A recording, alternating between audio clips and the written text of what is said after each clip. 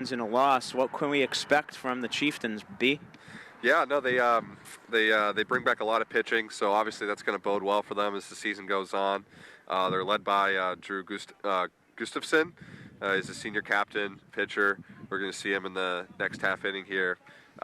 He's a 2-year All-Star, so he's been around the block. He's seen these teams before. He's seen Beverly before, so I'm expecting a good performance out of him today. They're still developing consistency in the lineup, but if they do, they could be a real force, one of the favorites in the NEC. All right. So there's our detailed view at the Chiefs. Then here comes the first pitch from Sweetser. Is a little bit high and wide for ball one.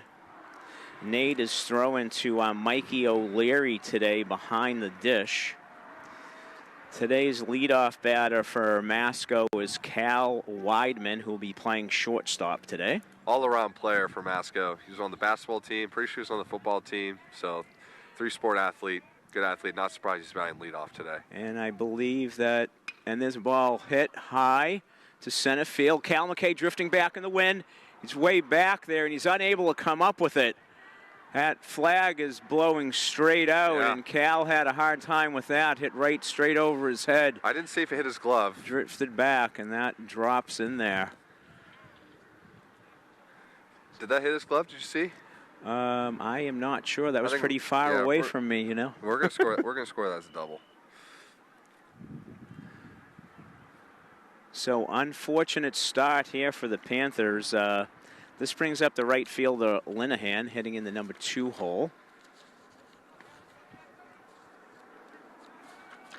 If you can tell from our camera behind home plate, the flag is blowing straight out. So I think that ball was up high enough that it got into the wind. Squares to bunt, pops it up, but that's going to be popped up foul over the Masco dugout. That's a little bit fortunate for Masco there. Yeah. Anytime you bunt and it's a pop-up, you just hold your breath if you're the batter. Same actual play that happened in the Danvers game and popped right back up to the pitcher. That's like the worst feeling in the world. Got to get that barrel higher than the handle. There's a good bunt there. Fisher gets it. Strong throw. It's a good stop by the first baseman, Porcello there. Yeah, I think the speed of Linehan, I don't know that a strong throw would have got him anyhow. Yeah. That's why so I thought he was maybe bunting to move him over, but he did square early. But he looks like he's a dangerous weapon. And with that speed, I'm going to be guessing that he's probably going to be going here as the starting pitcher, Gustafson, steps into the box, getting ready to help himself right away.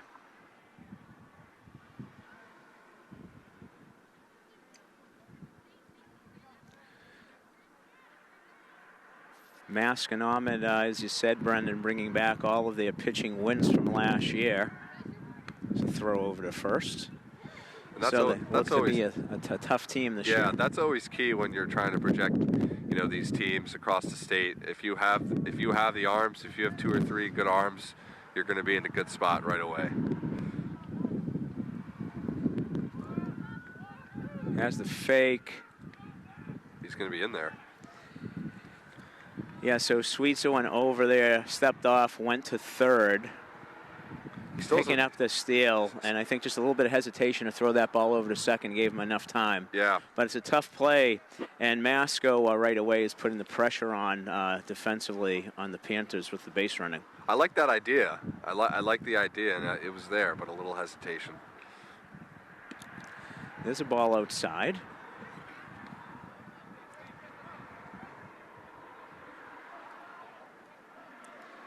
You can see Gustafson, he's tall, lanky.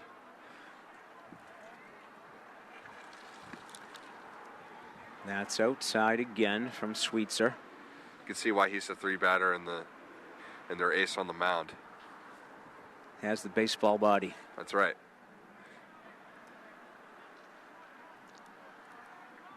Nate gets the sign, looks in.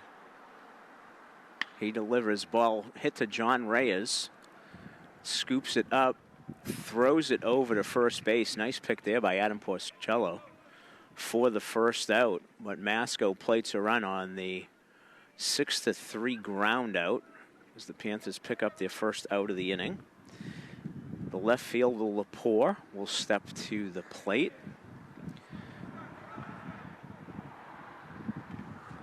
Sweetser comes to the set and delivers. There's a ball fouled straight back.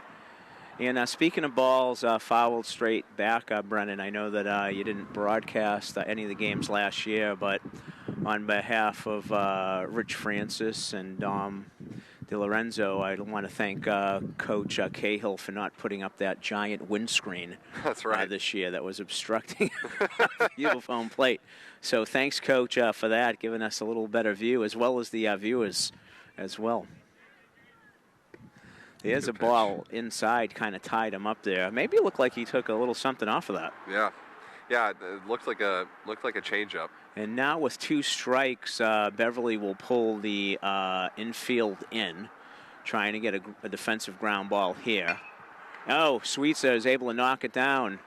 Throws to first. It's a good play.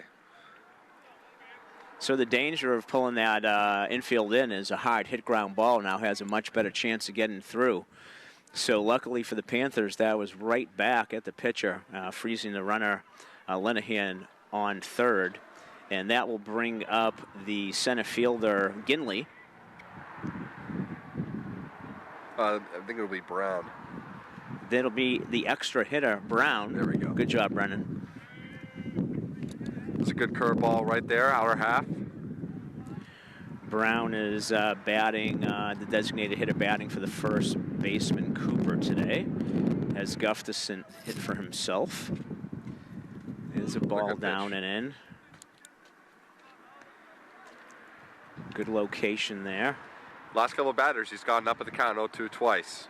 And good execution on the prior batter. Let's see if he can get it done here, Sweetser.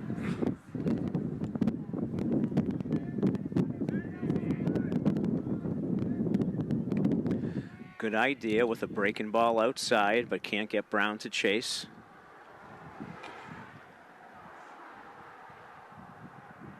Mikey O'Leary and Nate Sweetser are your battery today. Another good spot. Yeah, good job. Doesn't want anything too fat here up in the count. Back even now. So going to have to go back to work. Money pitch right here. Yeah, important out here for the Panthers early in the game. Fouls that off to the right-hand side. Oop, Lands harmlessly in the backyard. I think maybe it might be time for a redo of the safety netting here on the first base side. Sweetser looks in. Looks a little worn down. Comes to the set. He delivers. Nice pitch. Breaks off a sharp and rolling at the same time. Rolling curveball that got inside. Right in on the hands of Brown. And, you know, Brennan, it's not often that you can leave the top of the first feeling good about surrendering the lead, but that inning had the making of disaster over it. It really did. With runners on second and third and no outs. Yeah, it really did. Runners on second and third, no outs, and their 3-hitter was up. And you know, if he's not their best hitter, he's one of them. That's why he's the lineup to bring those guys in. And it was a good job by Sweetser getting a ground ball, getting through 2 ground balls and then a strikeout. Yeah, nice job. So now the boys will have to go back to work to get that run. And coming up for the Panthers, leading off is your second baseman, senior Danny Pierce, followed by the DH, one of the tri-captains this year, Charlie Salerno, followed by Jonathan Reyes, the shortstop, and another one of the captains, along with the number 4 batter, Cal McKay, who's out in center field today. Then followed by Tom Collins in left, Teddy Fisher at third, Mikey O'Leary is catching, Adam Porcello is the first baseman, and Justin Savicki is playing right field. And as we said earlier, Nate Sweetser is our pitcher, who will be hit for by Charlie. Charlie, a big day yesterday. A big triple, big win for the Panthers over the Winthrop Vikings. An hour away. Yeah, you can't get there from here, as that we like to say, but I know that Rich Francis is always wondering why Winthrop is in the Northeast Conference. Same way. And it's no disrespect to the Vikings, but it's just the travel, exactly. just, And it makes quite literally 0 sense. But what Rich came up with, Brennan, is that Winthrop was an original member of the Northeast Conference in 1966.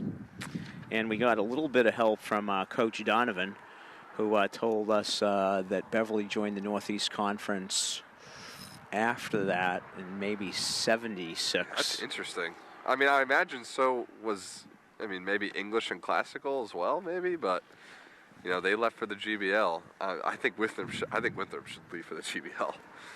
It's way easier travel for them. Winthrop to Malden? Maybe. Medford, Everett, Somerville. Yeah, I think you're probably right. The Linds. Definitely Revere. Yep, Revere too. Okay, so Danny Pierce leading off here. As we said, Danny's at second today. There's a ball down low. Yeah. Brandon, can I take a look at that roster that I gave you a minute ago? Yep.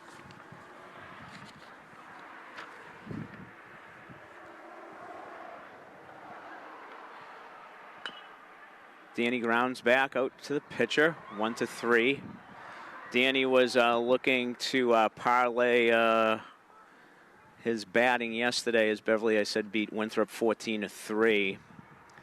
Danny had a double there. Charlie had that. Is that Charlie? Oh, so he's up now. Salerno, yeah. Takes a ball down and in. Yesterday, Charlie had 3 RBIs with the triple. Cal McKay and Danny Pierce both on the ends of doubles, as they are 3 guys, and their teammates scored 7 times in the second inning in that 14-3 win. Another ball inside nearly hits him. Gets up there 2-0. You can see Gustafson's his length.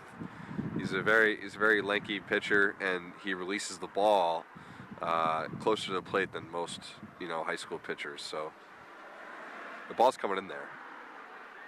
Just off the plate. Salerno's up in the count now. And Charlie might even take one. Charlie has great wheels too, so getting him on base would be fantastic for the Panthers. Takes ball 4. So 4 straight balls from Gustafson there after getting Pierce to ground out. And that's going to bring up Jonathan Reyes, the senior shortstop. And you said that with Salerno's wheels on first, Coach Gale, as long as I know him and watch his teams, he loves to run the bases, loves to be aggressive. So I wouldn't be surprised if Salerno goes either on this pitch or the next one.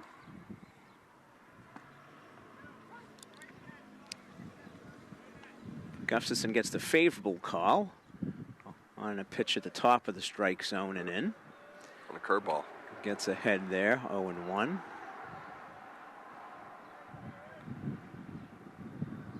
Gustafson comes to the set. Good looking move over to first. Yeah, that was a good looking move. A little bit of a was it? That's a hard skip to beat there. He didn't slide. Yeah, Charlie isn't taking a really aggressive lead.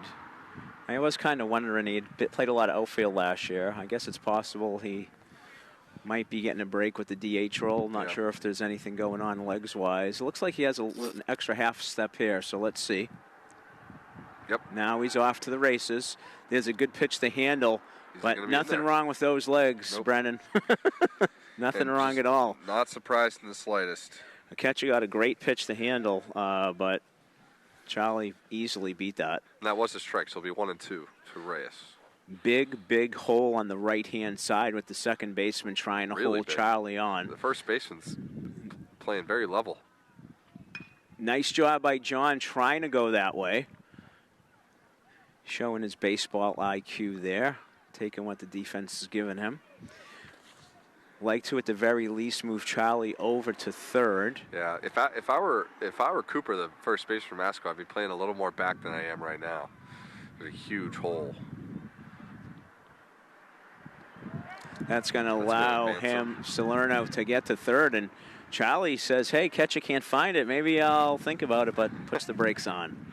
You want to talk about aggressive? That'd be ultra aggressive right there. Yeah, that no is. need. No need. Still one out. So now a ground ball has a chance to score him up the middle. Corners are in here. So Masco is going to try to keep the runner at bay by pulling the corners in. So John now needs something up the middle. Here comes the pitch. I think that's full count now. Should be. 3-2. Gustafson struggling a little bit with his control the past two batters.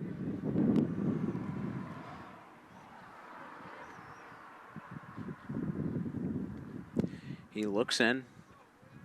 Payoff pitch. Good job. Reyes battles it off. I think he has himself a quab. I would say it's a quab. This is going to be the 8th pitch coming up, right? You need 8 pitches for quab, 7? Yeah, I'd say 7. Well, it also depends, though. You don't want to strike out looking. That is true. Got to swing the bat. If it's near the zone, of course. Way outside. It's officially a quab. Book it. And the Panthers have runners on the corners with 1 out. And that'll bring up the third of the tri-captains, Cal McKay. Big time spot for Cal. First and third, 1 out. Obviously, you want to avoid the double play ball.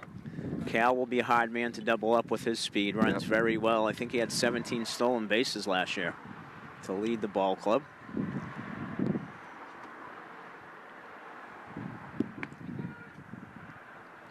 No throw at all as Reyes takes it. I thought I heard the umpire yell strike, but I didn't see the hand go up. No, I don't think it was strike. I think it might have been the catcher yelling too. Oh, okay. So we're going to say 1 ball, no strikes for McKay. If that was a strike, that was really high.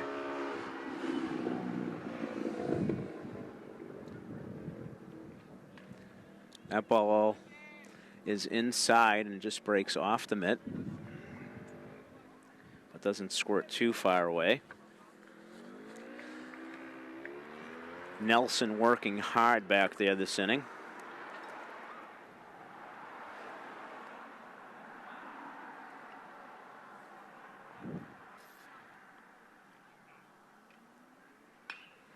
McKay takes a rip at an outside pitch and fouls it down the cement pathway newly installed to the stadium seating over to our left at Frank Forty Field. That's right. I didn't even notice that. 2 balls, 1 strike. Gustafson comes to the set and delivers. Cal hits it hard. That'll get a run in, but it's going to be a hard job getting him. He beat it out. Beat it out. Base hit all the way. Like I said, very speedy. That's right. Leading the team in stolen bases last year, and Cal McKay has evened the score here for the Panthers. And they once again have runners on first and third. And they mean business. McKay is probably going to steal. Yeah, I would have to think so. You know, in all likelihood, it's going to be second and third with 1 out for Tom Collins here. Tom Collins in right field today. I'm going to guess as well as you that Cal's not going to waste much time getting down to second. I'm guessing he'll probably take a pitch to let him get down there, stay out of the double play, but I don't know, we'll see. Ooh. They had a chance if Cooper handled that pickoff cleanly. Well, I think he was at kind of his maximum lead. Maybe if it wasn't in the dirt. Yeah. Was like in the air, maybe. Might have been closer. Not going to have a chance at him. So there's a stolen base for Cal McKay, and Beverly has runners in scoring position again. Three stolen bases already. As you said, Brennan, and you know up close and personal, John Cahill is not bashful to put the runners in motion. No, he is not. He wouldn't do it with me, thank God. But that catches the outside part of the plate for a strike. Masco coming off 11-2 win against Saugus in their last outing.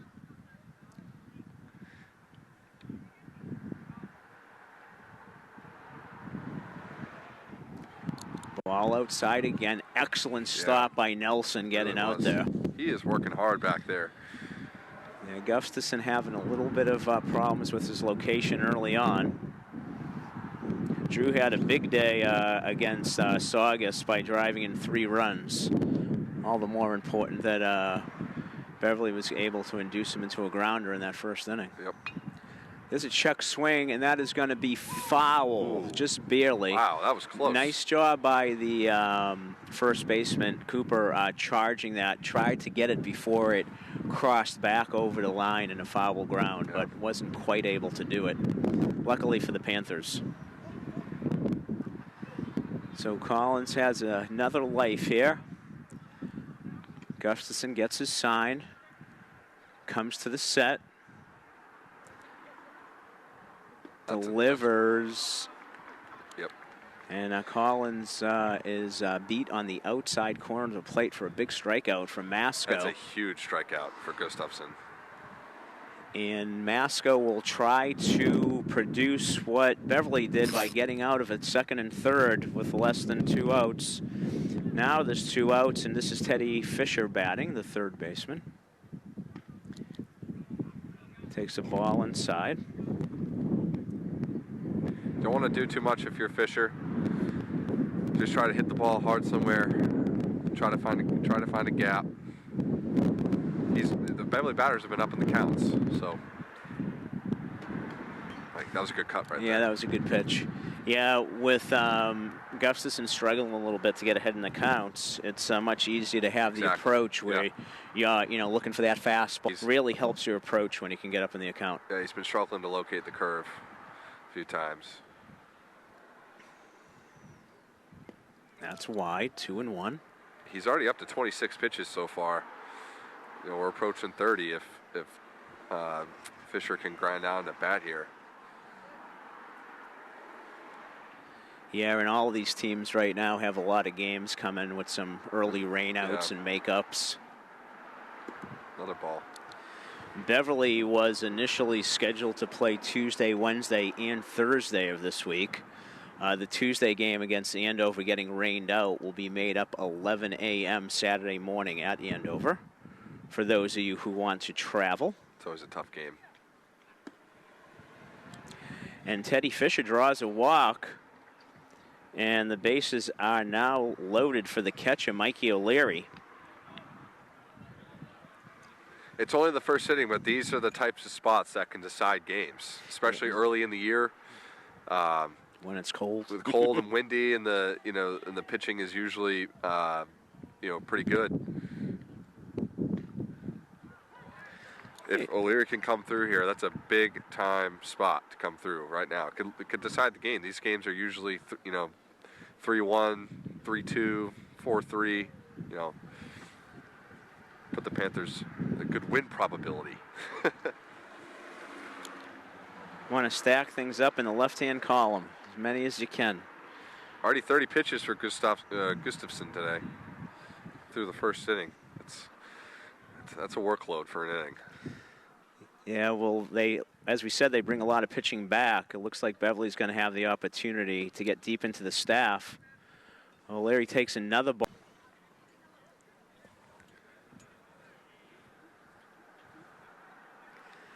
As they like to say, nowhere to put them. Bases loaded. 2 outs here in the bottom of the first. O'Leary takes a hack at that one and fouls it off.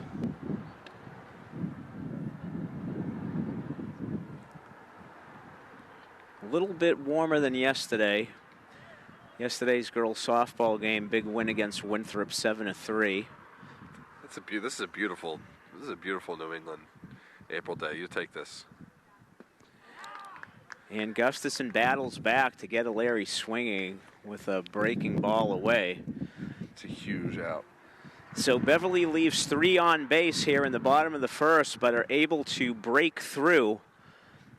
And after 1 full, we have a tie ball game, 1-1. 1-1. Yeah, Gustafson, he struggled early on, walked a few people, but he was able to keep his composure there. Got 2 big outs, walked the person in between, but Those two strikeouts were big. One looking, one swinging. Kept the game tied. So I'd like to take a moment for everybody who's watching us being streamed live on the BevCam's YouTube channel. And those of you tuning in on local cable today, I'd like to thank you for supporting BevCam. We are a nonprofit, community-based organization, and as more and more people pull the plug on their cable subscription and turn towards streaming services, it becomes even more important to have community support. So if you want to take a look at bevcam.org, we're always willing to accept donations to help us foster things along. Beverly, BevCam has coverage of local meetings, podcasts, athletics, has multiple channels. Going off the top of my head for those of you out there, our colleague Rich Francis has it all down. I wait for him to detail all of the different means and methods of communication through BevCam, because it reminds me of the Federal Express commercial from years ago when he gets talking fast. But Rich unable to be with us today. Happy to have Brendan Frost here in the booth with us. Dom Lorenzano also unable to make it today. But Brendan's certainly no stranger to baseball. B, it's been a couple of years since you put on the orange and black. You miss it? I do, actually. It's good that I still play. I actually play against Coach Cahill in the NSBL, so I still see. Do you pitch anymore? I still do. I still do. Have you buzzed the tower? I've faced him a couple. I faced him a couple times. It's kind of a surreal experience. He's still putting on the cleats. Yeah, well, he was quite a player in his day, that's for sure. But yeah, I do miss it. I miss playing on this field. Okay. Sweetser winds, fires. That's a ball outside as he faces. Is this Ubaldo? This is Ginley. This is Ginley, okay. The last that was made by Brown? Yep. Okay. This is the center fielder, Ginley. Ginley. Up 1 ball, no strikes. Sweetser delivers. Gets a swing and a miss there. Evens up the count at 1-1.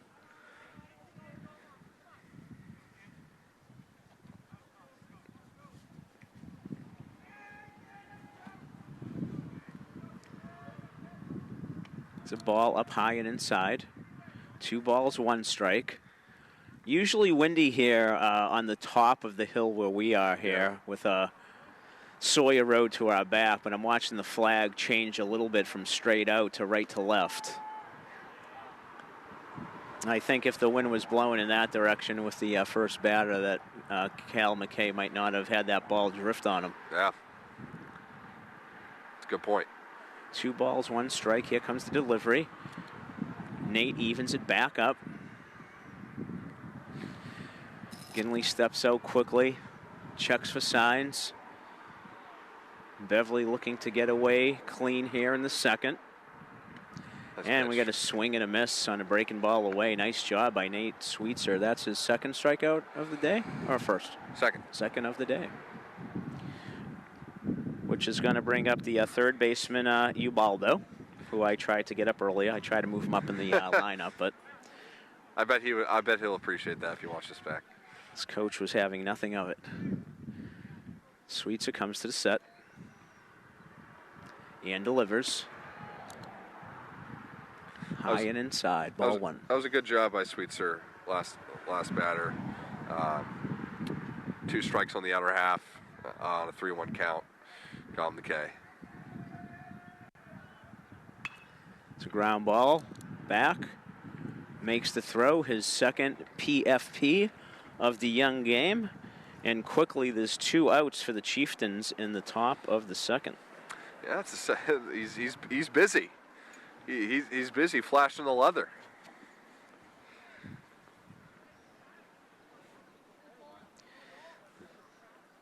That brings up Zamagni, the second baseman, the number 8 hitter in the Masconomet lineup. Sweetser comes to the set, delivers a ball just out of the strike zone. Oh, good. But he's been working in, working out, moving the ball around, doing a nice job. Nate's a transfer from Bishop Fenwick.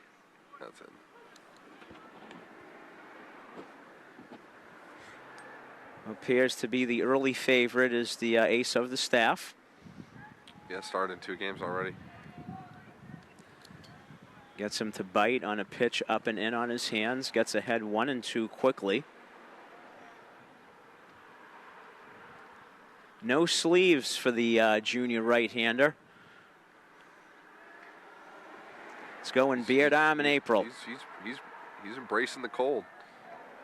Big curveball, doesn't drop quite enough and stays up 2-2. Although it's not as cold as, I mean, again, like this is warmer than most days. Yeah, the sun's out today. Most game days in early April. This is like I said, this is a nice day. Looks like it's, I heard, well, maybe not here on the coast, but could be in the 70s on Friday and Saturday, or close to it. Oh, we'd welcome that after the winter we've had here. Did get a lot of snow. But the Beverly High field looks beautiful today. Todd Rushton and crew do a great job as always. They're us. And here comes a foul ball back to our camera woman, Beth Francis, who is going to make the big throw down the hill. Let's catch this on camera. That's her ball coming down, folks. There it is.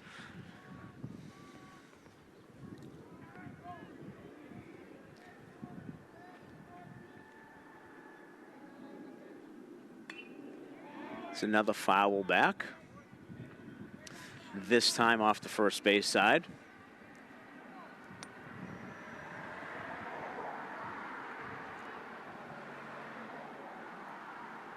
Sweetser comes to the set.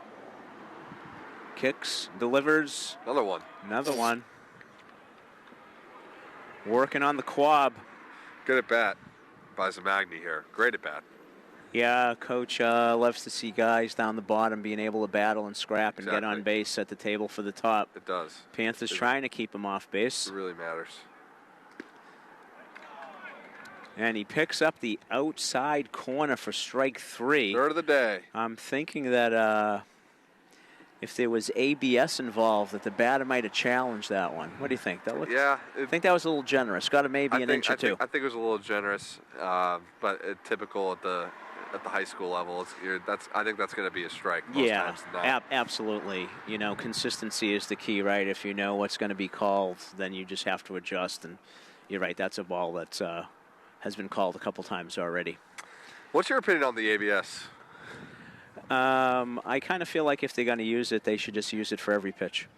And they should have the umpires there to rule if the ball gets hit off the foot, if there's a play at the plate. If you're going to use it, and if you're not, don't. Yeah. That's what I think. I kind of like it the way it is right now. I kind of like it. I do agree that it's a little bit kind of like a pointless system if you're going to have the home plate ump, but I do like how there's a little bit of, human element to it, because eventually there are going to be robot umps. And so. Yeah, I always go back to soccer and VAR, which has been around for quite a while. And they're trying to improve that. One of the problems with VAR in soccer is that how long it takes for it to be interpreted. Yeah. The ABS in baseball is lightning quick. Yeah, that does, and VAR should be quicker. I mean, they have the chip in the ball. Well, now, right? No. They do not have it for offsides. Oh, okay, I see. So now they have gone to semi-automated offsides where they're using AI. That's right. Because if that's not working, you're forced on drawing lines with the VAR ref in the booth. Yeah, in my mind, I'm thinking about whether the ball crosses the line. Yeah, that's the goal line tech. Right, yeah. that one works for goal line technology. Here is Adam Porcello, the first baseman.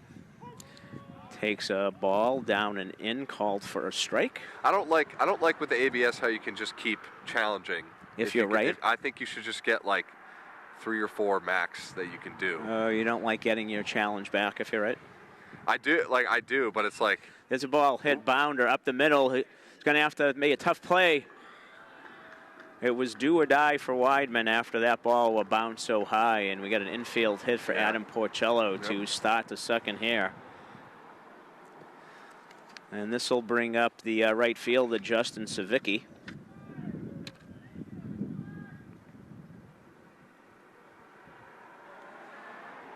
Let's see if they're aggressive again, the Panthers, Coach Cahill. Although not that big of a lead. Savicki takes a hack, and the foul ball is hit off the first base side and does not get in the wind enough, and that's caught in foul territory for the first out of the inning.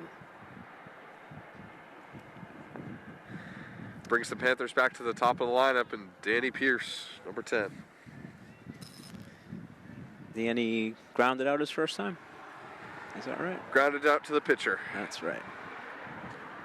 0 for 1. Danny's been swinging a great bat early in the season here for the Panthers. Another great all-around athlete for the Panthers. Football quarterback, part of the basketball team, starter, captain, went to the Elite Eight. Now manning second base for the Panthers. And a proud card-carrying member of the Beverly Little League White Sox. Danny shoots one into right field, just like we used to work on down at Harry Ball. First and second with one out. This will be the last time, Brendan, that last season I can use that as Danny is the last of the Beverly baseball players that would have ever played baseball for me in Little League. So I'm going to milk that for all I can. And Danny, usually asks me if I give a shout out to the White Sox, so I don't want to disappoint him. And if his dad, Kenny, is not here today, we'll give him a shout out too. I know there's a few games he can't make this year. I would do anything to go back to the Little League days. Anything. Well, did you have any more success in your baseball career than that run to the state finals? One win away from the New Englands in a state championship. That was a great Little League team, Brennan. There we go. That ball is smashed up the middle by Charlie. Salerno. And that's going to play Adam Porcello, who's able to race around from second. Good job for the Charlie Salerno continues his torrid start to the baseball season. And I guess if you're going to have a DH who smashes the ball like that, that's a pretty good thing. Yep. I wouldn't put him in the outfield. I just put him on the bike in the clubhouse. Keep him warm. Let him get ready to go again. They've been all singles, but the Panthers they've been doing some damage. Hard hit balls. Charlie had the hardest hit ball of the opener on Saturday. He hit an absolute laser at the center fielder. Thing was about 8 feet off the ground the whole way.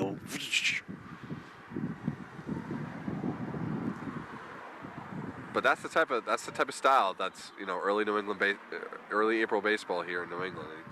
It's gonna be a lot of singles. Got to be a lot of small ball. John Ray is granted timeout just in the nick of time. Decided he waited a little bit too long. Okay, Gustafson looks in again. One down, first and second. Panthers with the lead here, 2-1 on the Salerno RBI. J. Ray takes a ball down in the dirt.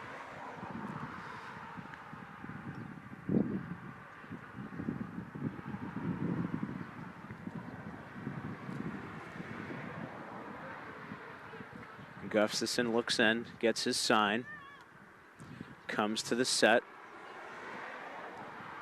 He delivers. That is over the head of John Reyes. I think it's 3-1.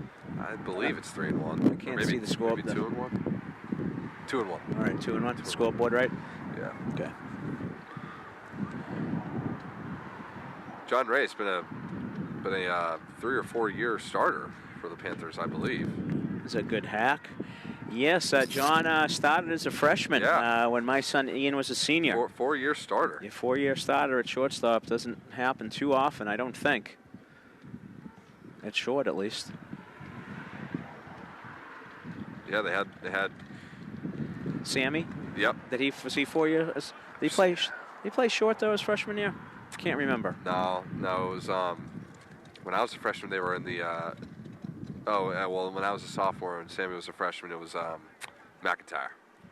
Right, Nick McIntyre, who had been doing some coaching here, right, at Beverly High a couple of years back. Yep.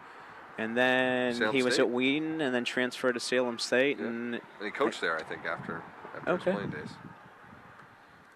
A lot of the Vikings guys ended up with the Salem State That's Vikings. J. Ray finds some eyes on that ball, and it gets by the diving Weidman.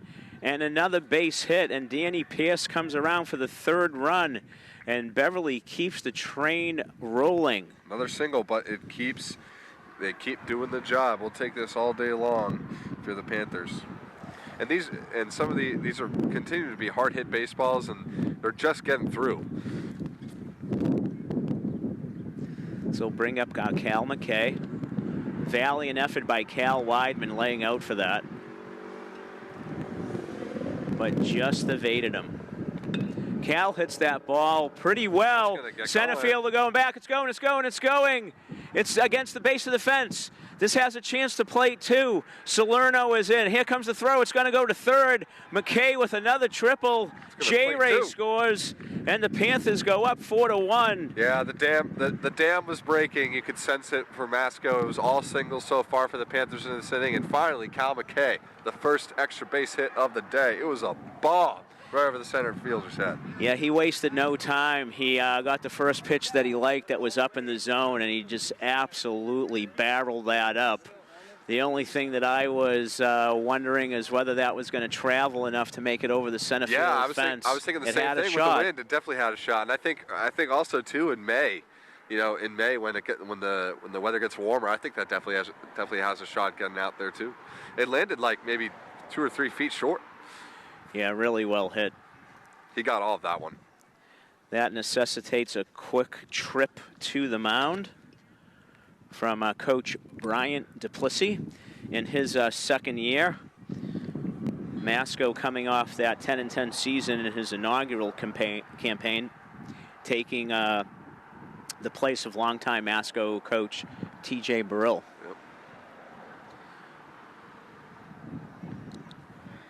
I have Tom Collins up here. I have Gustafson for 15 pitches in this inning, so it hasn't even.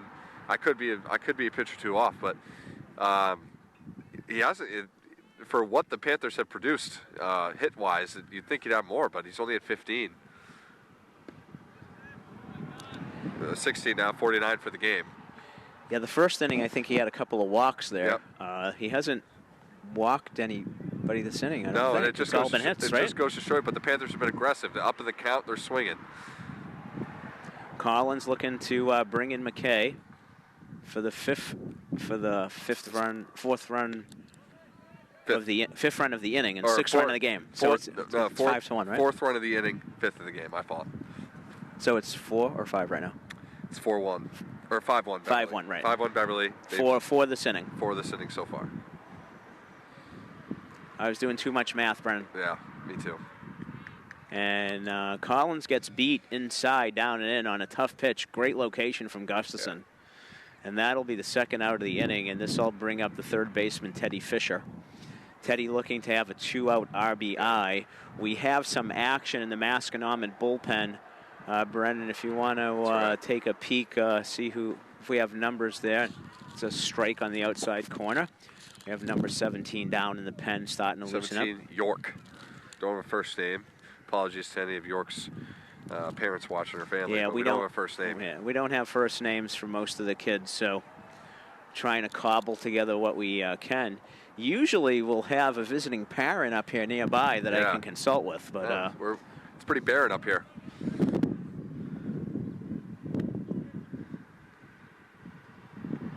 Gustafson delivers way outside. 2 balls and 1 strike.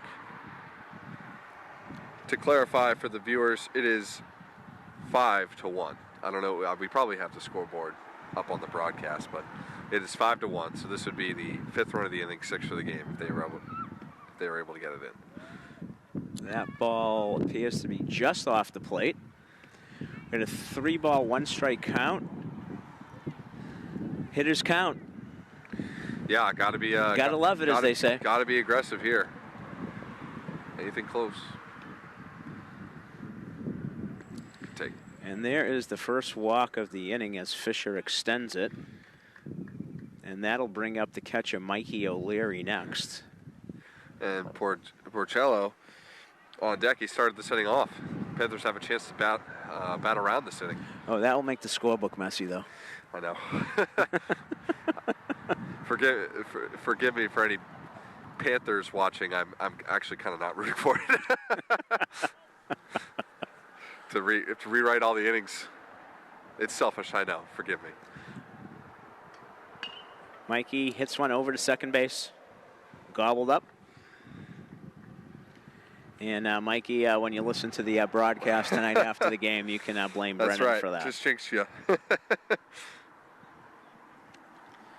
All right, Beverly hanging a crooked number with the 4 spot here in the bottom of the second. 5 hits, 4 runs, 5 hits in the inning, and 5-1 Beverly through 2.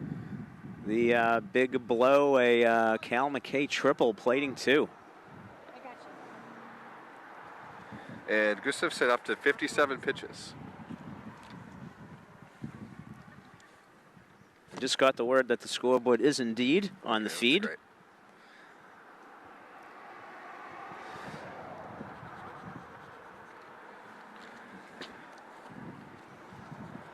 Looks like it'll be Nelson, the catcher, and back up to the top for Weidman and Linehan for Masco up the sitting.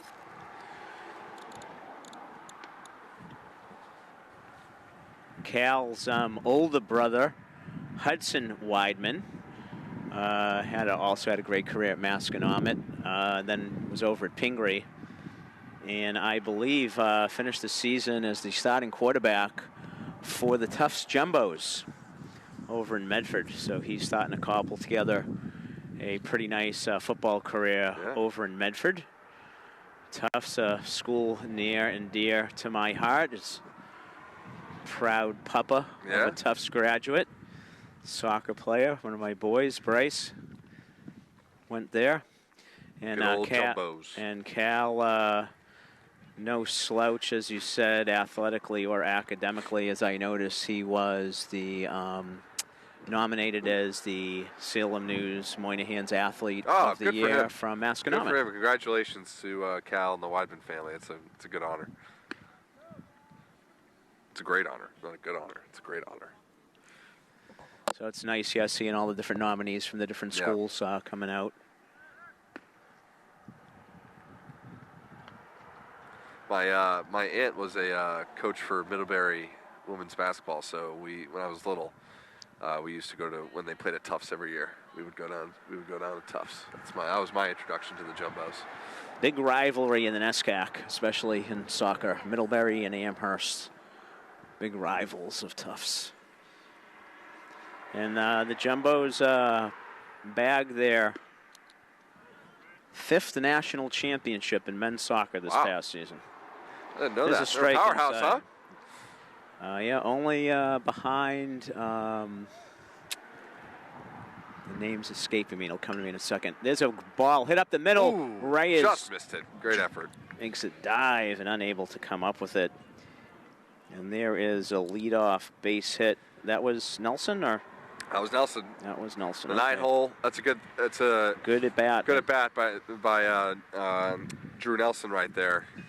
Got to get the bats alive for the Chieftains. And Nelson is the catcher, correct? So he is going to have the courtesy runner, who is number 9 for Masco. As Weidman steps in. As we talked earlier, the bottom of the lineup can certainly set the table for the top. And that's what Masco is hoping for to get back into the game. Great effort by Jonathan Reyes, just avoided his outstretched glove. Interesting body position for the lead there. Who's number 9? Did you able to see who that is? I wasn't able to find a 9 on your dance card. It's a tough name. I can't even read it. It looks like Antonellis. Antonellis, maybe? Antonitis? We'll call it Antonellis and apologize. There we go. We have a carbon copy with didn't take so great. Yeah. But I will give Coach his props for his penmanship. It's outstanding. Nice block by Mikey O'Leary, able to keep that in front of him.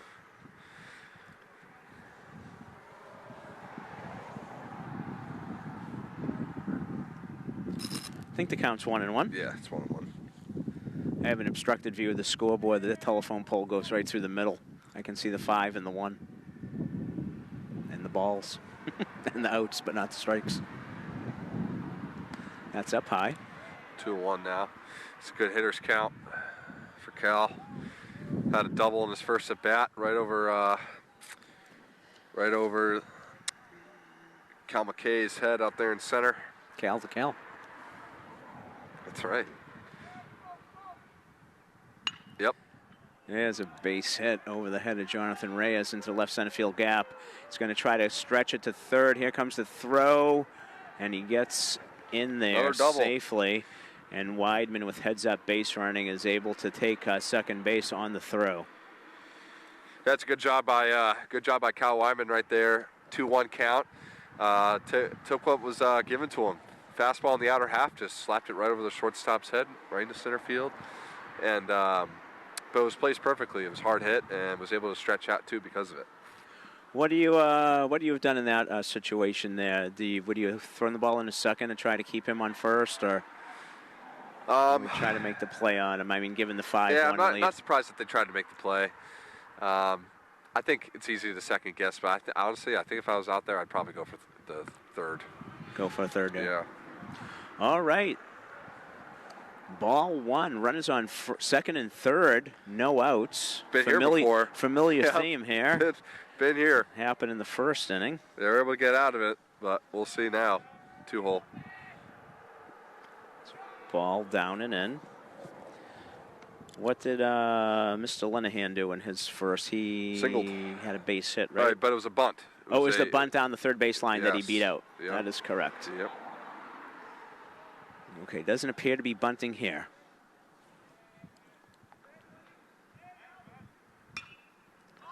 That ball's hit towards the left side. It might be foul. And it will. And it will, but boy, it wasn't foul by much. No, I don't it was think. not. I thought it had a chance to be fair.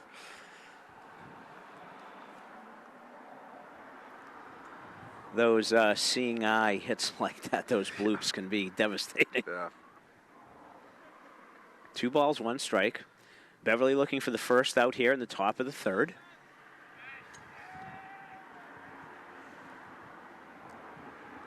Sweetser comes to the set. He delivers. Ball 3 low, 3-1 count. Another great spot for Masco here. Try to get back in at 3-1 hitters count with Linehan, their number 2 batter.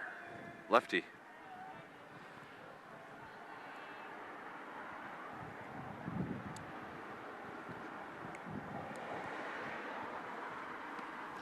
And that one is going to be high and wide, and the bases are now loaded. Coach Brian Millay going to make a trip to the mound as the number 3 batter and starting pitcher Drew Gustafson comes to the plate. As we said earlier, in Masconomet's last game, Gustafson was able to drive in 3 runs. And he certainly has the opportunity here, but Beverly is hoping not to see that. That's right. So we get a lot of action here early with a lot of base runners. That is for certain. There's been a lot of traffic. Sweetser did a great job of pitching out of trouble in the first inning. Had a rocking chair 1-2-3 inning in the second. And right now, Beverly looking for a hold as they went ahead by 4 with 4 runs in the bottom of the second. And they would like to not give that back. So Sweetser gets the signal and delivers. And that's a ball outside. Beverly playing corners up to try to cut down the runner at the plate. They're playing at double play depth in the middle of the field. Gustafson hit a ground ball back to Sweetser, his last at bat. Hits a ground ball to Pierce. Shovels it over to Reyes for 2, for 1. Ooh, and the throw pulled Porcello off the bag. Had an opportunity to turn a double play there, but unable to. 1 run in, but the Panthers get the first out of the inning, 5-2. Nice shovel feed there from Danny Pierce. J. Ray knew that he had to get rid of the ball quickly. made a hard throw, but just pulled Adam off a little bit.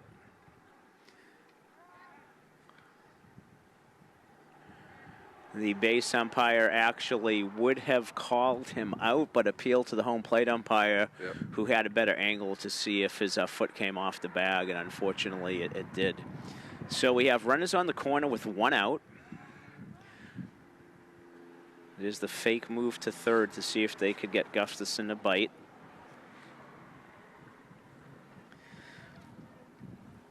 Cleanup hitter, Lepore. What did he do last time? Ground out? No. Ground out to the pitcher. That was the ground out, okay.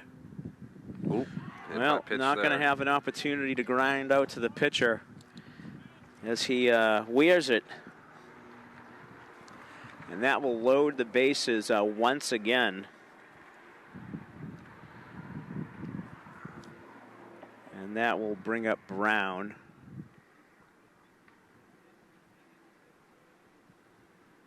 I think Mikey O'Leary might have got some dirt in his eye on that one. Yeah. Trying to rinse it out there. Either that or he wasn't liking what he was seeing, and he's trying to erase it from his vision. We have Aiden Brown up next. Struck out swinging in the first inning, so a little bit of a confidence booster if you're Sweetser here. You got him to strike out the first time. Mikey taking a pitch there to make sure things are okay.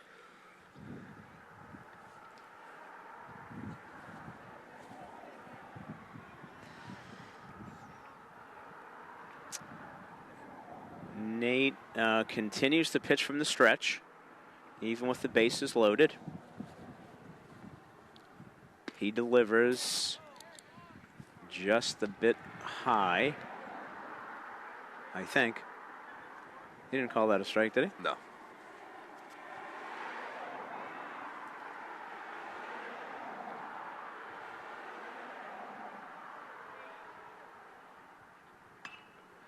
Fouled back off to the right-hand side.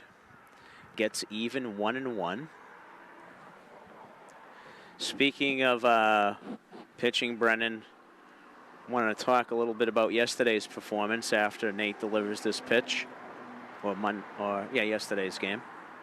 Another hit by pitch. Oh, another hit batter, and that's going to be costly because that's going to bring in a run. So we got a walk and 2 hit batters. And suddenly the tying run is on second base as it's now 5-3.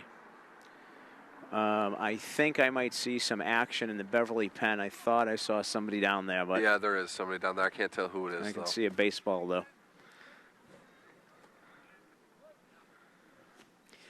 Jack Dodge pitched against Danvers on Saturday, and Albert Polanco also did. I'm not sure who was in relief yesterday, but Andrew Dunleavy, making his varsity debut, struck out 12 in 5 innings of work in the win at Winthrop. Nate picks up the outside corner there to even things up 1-1. Would love a ground ball back to the pitcher here, and a 1-2-3 double play would be nice. Am I wrong? Did a third run not come in? Was there a base open with the hit batter? It's 5-3. Okay, the scoreboard's wrong. Okay, all right, okay. Scoreboard's wrong. So 2 hit batters in a row. 5-3, and there's 2 outs. Gotcha. Okay, just checking. Yeah, 2 outs.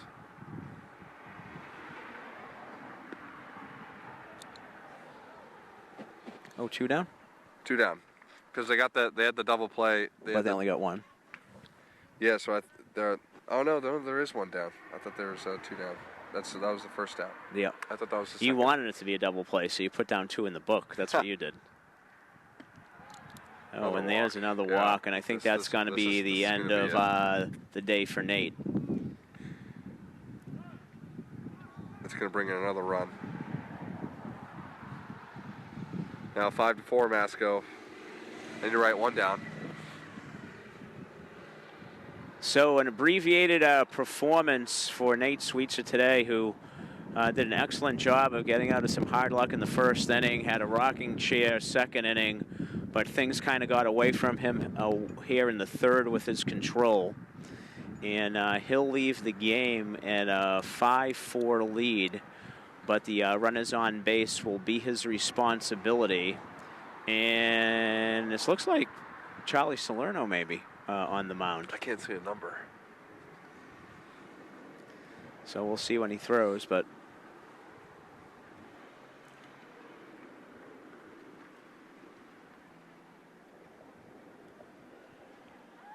no, maybe it's Jack Dodge, 11. number 11. Yeah, Jack Dodge.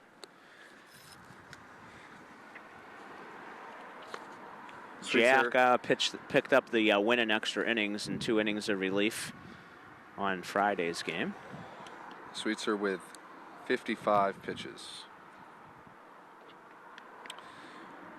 2 1/3, 4 runs.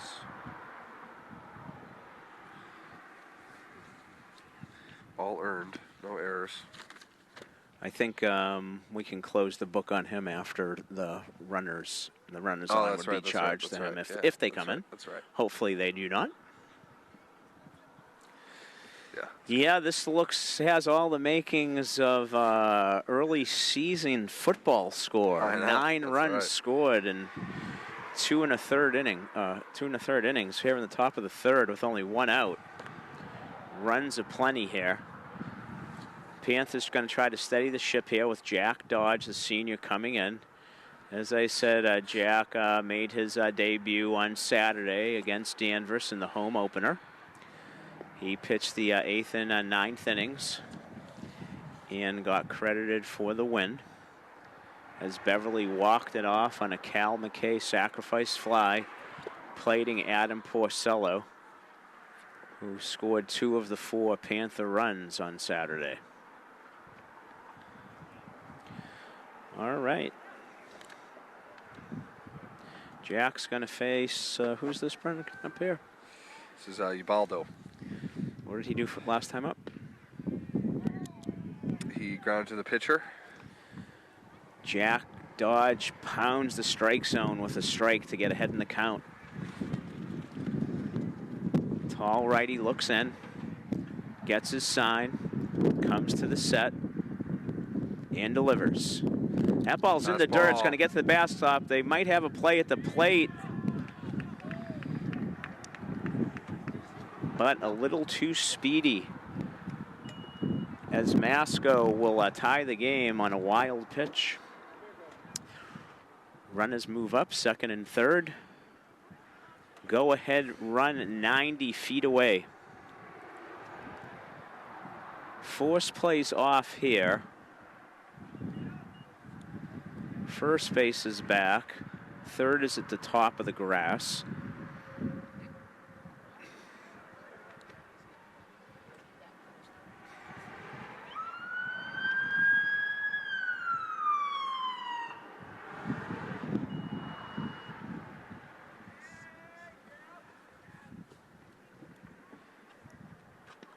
There's a ball outside. Mikey O'Leary having a scamper away for that. Makes a good stop.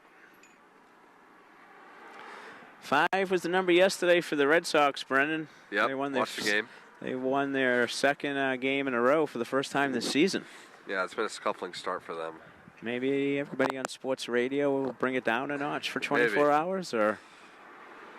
Depends on what they do this weekend in St. Louis. That is true. Dodge delivers. There's a ball hit to right side, right field. Good play. Caught by Justin. Runner tags, and he's going to advance, so we get a sacrifice fly. Sac fly. Nice job by Justin Savicki out in right field. That ball off the right-hander's bat was kind of dying a little bit, curving towards the line as they always do off the righty's bat, and he made a nice catch there. But hit far enough to allow the go-ahead run for the Chieftains to come in. And what do you know? I'm back in this situation again. Masco has a chance to bat around if Zamagni can get on here. Ooh, that one nearly hits him off the top of the batting helmet. So that's going to go down as sacrifice fly for Ubaldo. Was that Brown who scored the go-ahead run? No. Yes. Okay. It was. Ginley is on second base. Okay.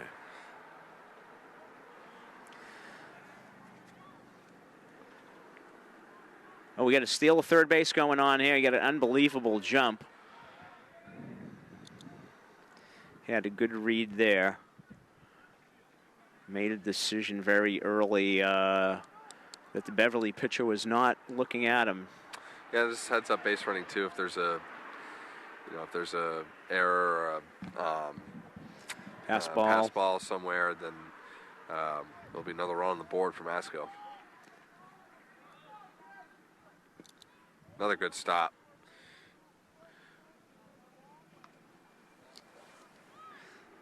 Mikey O'Leary, the catcher. Yeah, Mikey's been working very hard in this sequence with a couple of good stops. Things getting a little bit ragged here. Panthers looking for that last out so they can get the bats going again. Masconomet is looking to kick the extra point. Beverly's hoping to block it. There's a strike. I think that's a full count. Is that 3-2 or 3-1? 3-1, and the scoreboard says. Okay, right. I'm pretty sure it's 3-1. Dodge comes to the set. And that is ball 4. So there goes the scorebook, B. Yep. And that's going to bring up Nelson, the catcher, I believe, the number 9 hitter. Is that right? Yep. He singled his first time up earlier this inning. Got the rally starter for Masco. And another trip to the mound. There'll be another pitching change. Not sure. Maybe Dodge is injured. Yeah, if something's up with his arm, or he looks like he's staying in the game. No, I think he just took a ground ball third. Maybe it's just a pitching change. So a third. So that's that. Looks like Teddy Fisher's on the mound now. So you're just swapping with him. Yeah, looks like it. Yeah, so Teddy Fisher moving over from third base. Have to Dodge through a third of an inning. Got one out. 2 batters.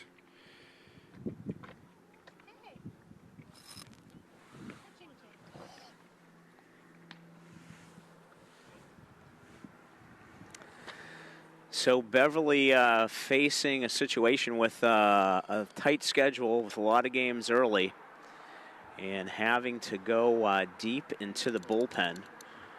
This is the third pitcher of the afternoon before we have completed 3 innings. So if you're just joining us, both teams plated runs in the first inning. And then neither team, I believe, scored in the second. Beverly got 4. Actually, that's not true. Beverly got 4 runs in the bottom of the second to go up 5-1. And Masco has answered here in the top of the third with 6 of their own. Yep. And runners at first and third and 2 outs. And the catcher Nelson will step in. No, this is Nelson got hit? Walked? Who's up right now? It'll be Nelson. Yeah, this will be Nelson, who is the catcher, the number 9 batter, who started the inning with the base hit, right? They gave a run to Masco, but the runner didn't score from third, so I'm pretty sure it's 6-5 still. Okay. I don't know why they gave a run.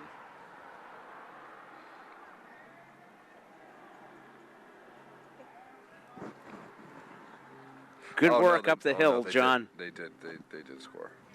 It was Zamagne. We're doing great. Thanks for checking on us. We're doing great except for the score. We'd like a different score. John McMahon checking in on us to make sure everything's okay. No, they didn't score.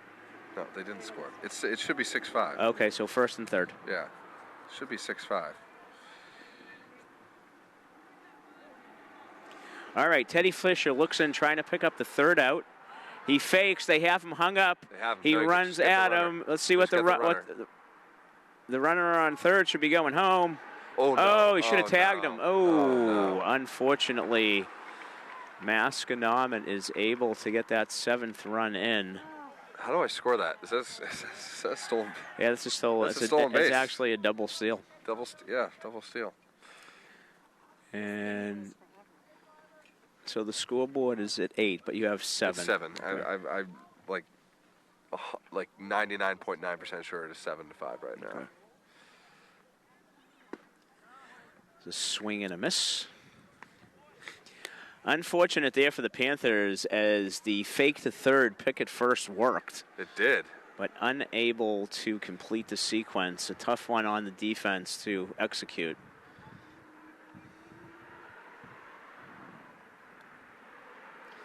Teddy throws. There's a ground ball foul just outside the third base bag. And if you're the Panthers there, it's a tough. It's got to be executed. It worked. Had him. Yeah, maybe depth perception was off, but I thought there was a tag there at second that would have happened well before the runner scored, which would have negated the run. But maybe it wasn't as close as I thought. I think they threw. If I had it right, the first baseman threw it a little too late, so the runner was pretty much already by either the shortstop or the second baseman, whoever it was, Pierce or Reyes, who was already by them. Okay. So he did not have a tag play. Had to go home. No, I think. Oh, that's tagged. Ball's hit to left field. Tom Collins circles under it, makes the grab. And Teddy Fisher fulfills the mission. That's right. By getting the out. And I can officially charge those runs. Let's see.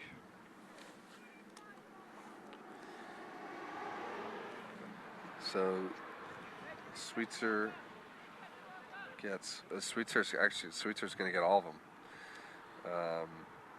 Yeah, he left with the bases loaded, right? Yep. And all 3 scored? All 3 scored. Yeah, so it's going to And the runners left on base were both Dodgers, or how many runners were left on base? No. One, because the runner came in. Yeah. And you have it as just 6 runs there for Masco and not 7 that inning? That inning, 6 runs. Total for the game, 7. Okay. So I think I have that. I'm pretty sure I have that right, but we'll see. We're going to hold on that and see if the scoreboard gets corrected. But according to the unofficial book of BevCam, and it's a new ball game for Masco after going down in the bottom of the 2nd. They answered and then some, and I think that's going to extend the innings here for Gustafson, who is at about 50-something pitches. Is that true? Yeah, 55. 55. Or 57. No, sorry. 57. Adam Porcello is going to lead things off in the bottom of the 3rd for the Panthers. As we have the making of a long afternoon, and we're going to be thankful that we've already had daylight savings time, because we might be bumping in to that 7 o'clock hour if things continue at this pace, and hopefully Beverly is going to be able to get things going again. Adam takes ball 1 up and away.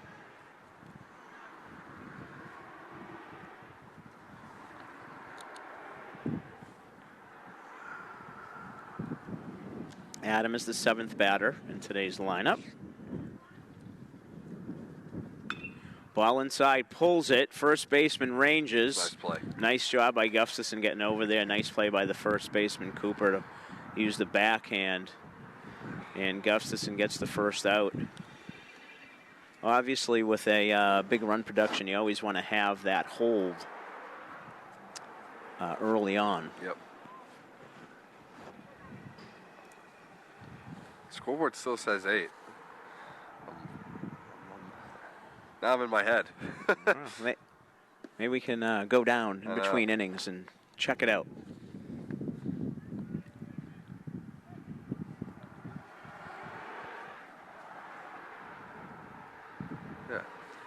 Justin Savicki is upright and correct, the right fielder. Justin had a nice catch there in that inning, catching the sacrifice fly. Down quickly here, 2 strikes.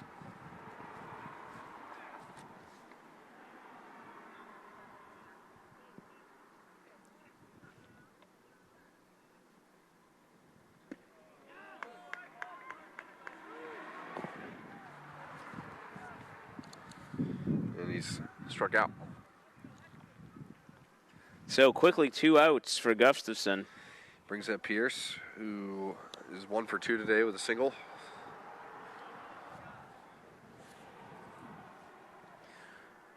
Back to the top. Sorry about that. I guess Adam was number 8.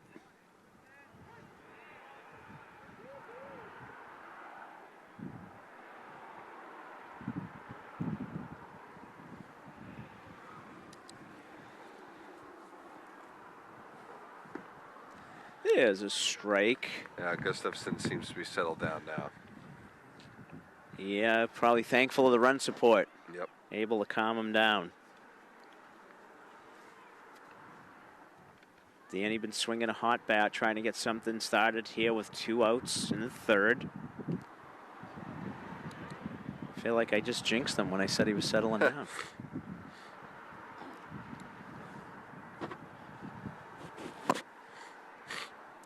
Beverly looking to battle back early here at Beverly High School. Ooh, there's a ball that's going to hit him.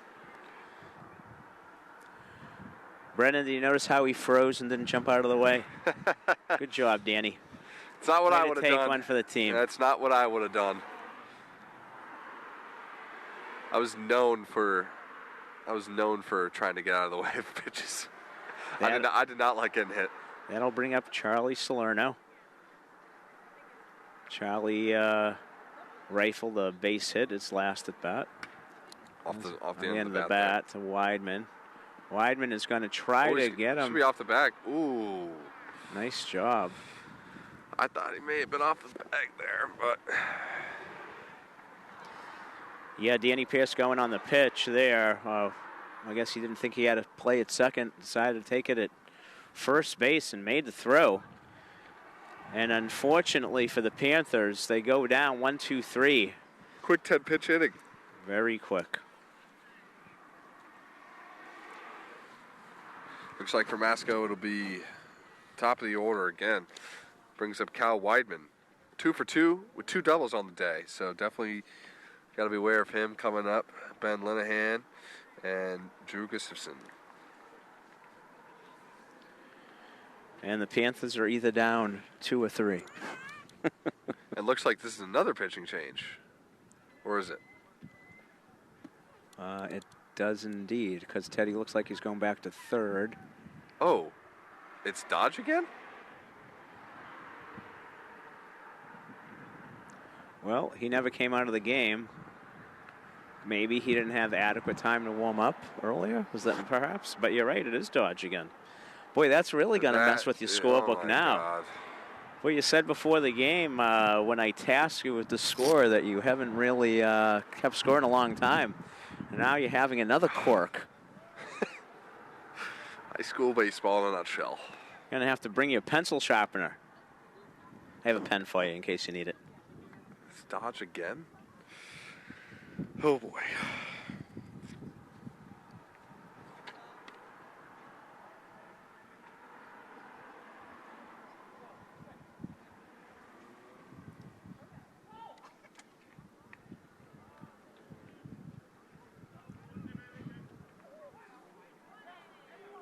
All right, here we go. Top of the 4th, Jack Dodge looking in for the sign. And he picks up the outside corner of the plate for a strike. Good start.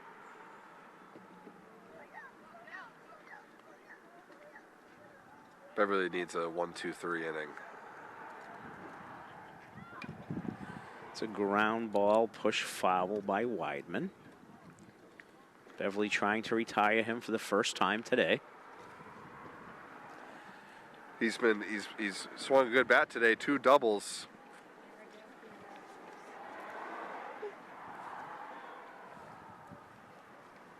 Jack Dodge quickly ahead.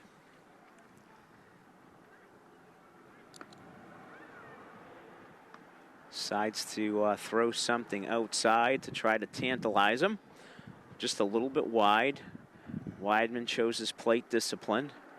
1 ball, 2 strikes. There is a ball hit up the middle. Reyes over to get it. It comes up funny into his belly, and he's unable to make the play. That's going to be an error, I think. And Brennan, the scoreboard has corrected itself. Just to there show that you are correct. There we go. I knew I was right, but the unofficial official look is correct. Let's go. That's a great feeling. That's a great feeling. I'll take the little wins. All right. Glad to see that the competitive juices are still flowing in the broadcast booth. I did not want to go down there and be like, the scoreboard's wrong. I did not want to go down there and do that. Dodge makes a move over. Weidman back fairly easily. See, Matt Williams is here. I do. News. He's probably keeping his own book. Another bunt. Attempted bunt, pulls it back in time. I don't think it was was it a called strike or? I didn't see it. I don't think so. Yeah, it was a ball. Yeah, I think it was inside.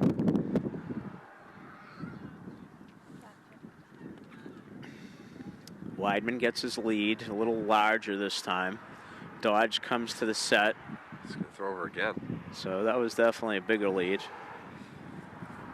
Kind of surprisingly, in a way, it's 7-5 in the 4th inning. You would think that there would be some errors, spread across the board from both teams, but that error by John Reyes, that's the first one of the game.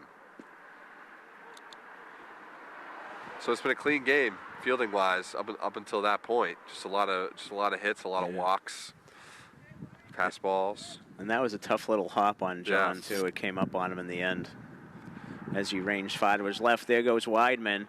Ball is hit, only plays at first base. Dodge picks it up. That's a good play.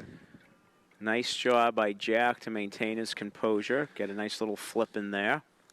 Runner will advance to second, though. So no stolen base for Weidman. And this will bring up Gustafson. Basco getting busy again. They're not done.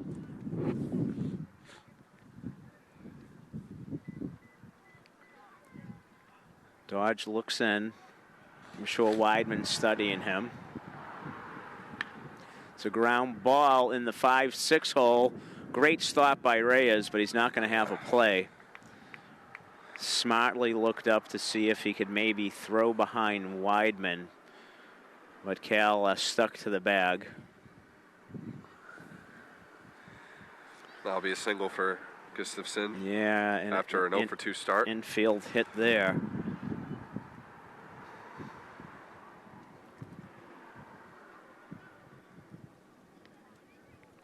Dodge comes to the set, steps off towards third. Nothing doing with getting Gustafson to bite. If I was the Masconomet coach, I might think about having him get in a pickle. That's right. Let's see what happens. See what happens. There's a swing and a miss with the number off to the side. Although you have one out, so you're risking doubled up, but worked last time. I'm guessing Gustafson will be going at some point, unless he doesn't want to send his pitcher.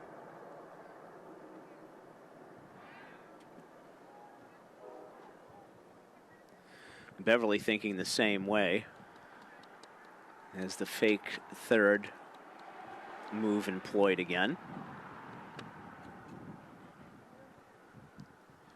Got a timeout taken by the batter. Lepore is 0 for 1. He was hit by a pitch in the 3rd inning. Got out to the pitcher in the 1st inning. There's a ball that gets by. And that will play to run on the, I don't know, in the dirt. Probably a wild pitch, I guess.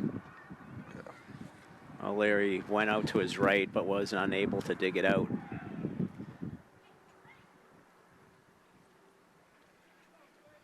Run comes in on that as Weidman is plated. Masconomet now up 8-5 with 1 out and 1 on here in the top of the 4th. Dodge in his second stint in the ball game. It's wide.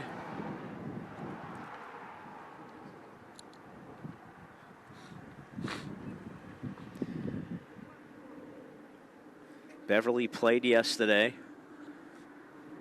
Plays today, which is Thursday, has Friday off, and plays again on Saturday. So the pitching logistics come into play. Nice curveball there by Dodge. Gets a swing and a miss.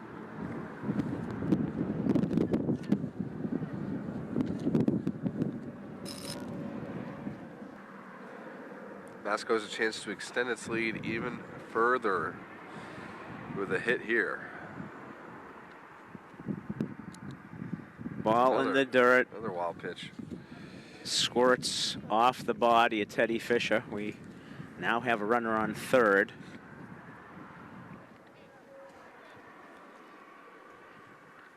Full count here.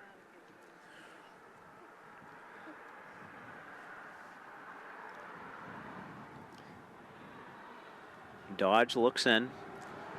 Gets the sign from Mikey O'Leary. Comes to the set and delivers. There's a ground ball up the middle. Reyes gets it. He throws home, but too late.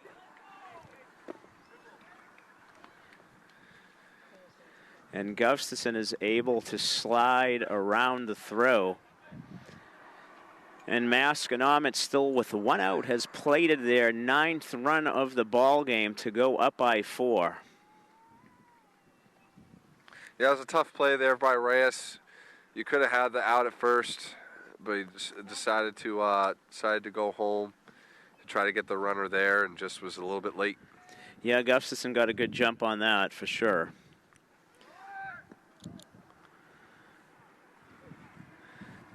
Tough sledding for Beverly the past 2 innings. I think is this Brown, the DH, Brennan, who's up? This is Brown. He 0 for 1 with a K, hit by a pitch in the last inning.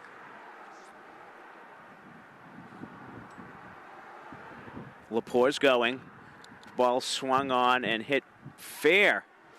And that comes up and hits off the heel of Teddy's glove. Well, that's another, you know, I would say kind of unforced error for Beverly. You know, it looked like from our vantage point that ball was going to go foul. But Teddy Fisher picked it up on fair ground. That's a hit.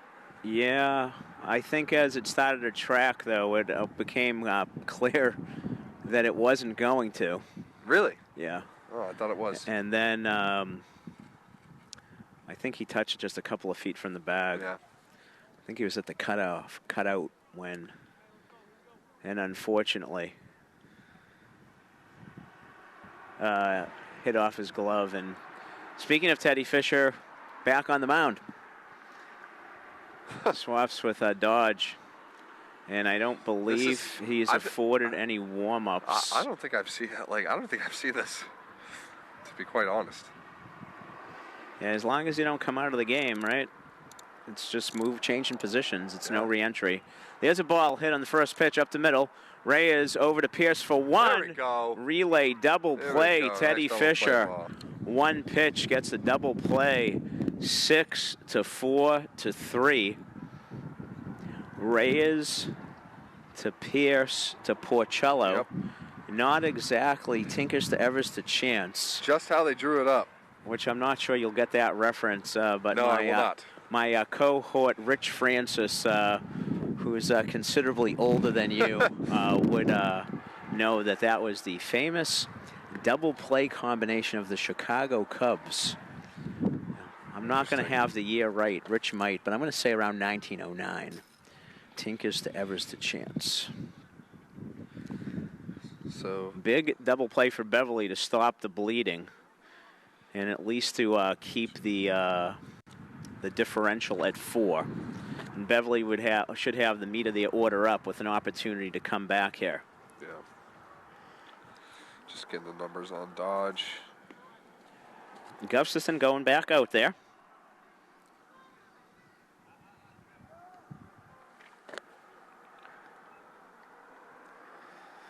as Beverly has its work cut out for him. Things were going along just swimmingly for the Panthers after 2. But the 3rd and 4th innings have not been kind to the boys. The good news though, meat of the order: Reyes, McKay, Tom Collins. And as they say, baseball's a funny game, and there's a long way to go. Long way to go. Let's see if Jonathan can get things started here in the bottom of the 4th as he takes ball 1 away. Officially past the halfway point. Still got a whole half a game left.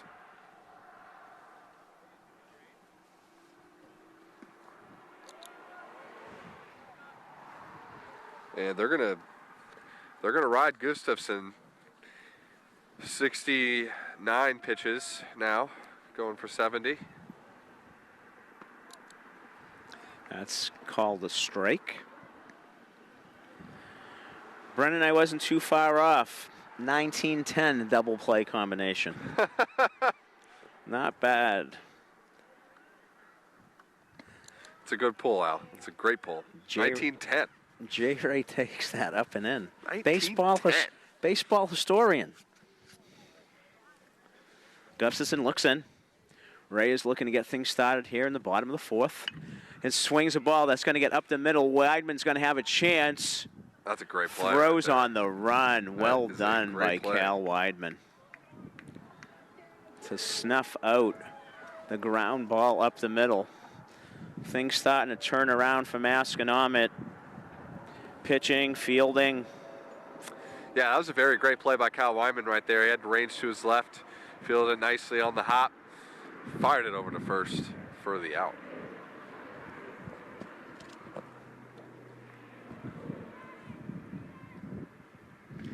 It's a good pitch. Ooh. Called it a ball inside. I thought that was a good pitch there from Gustafson, but Cal McKay, he gets the call, 1-0.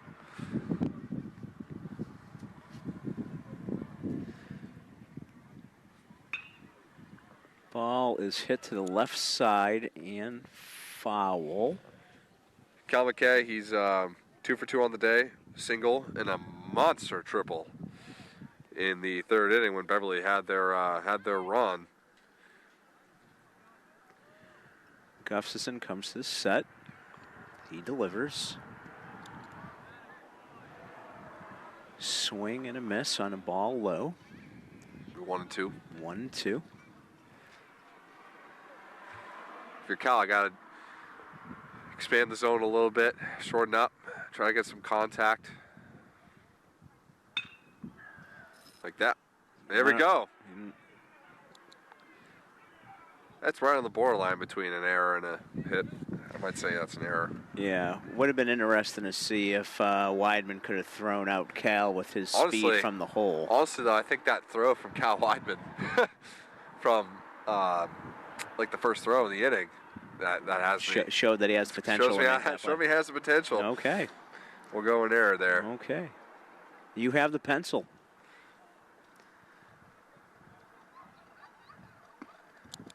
There's a swing and a miss by Tom Collins.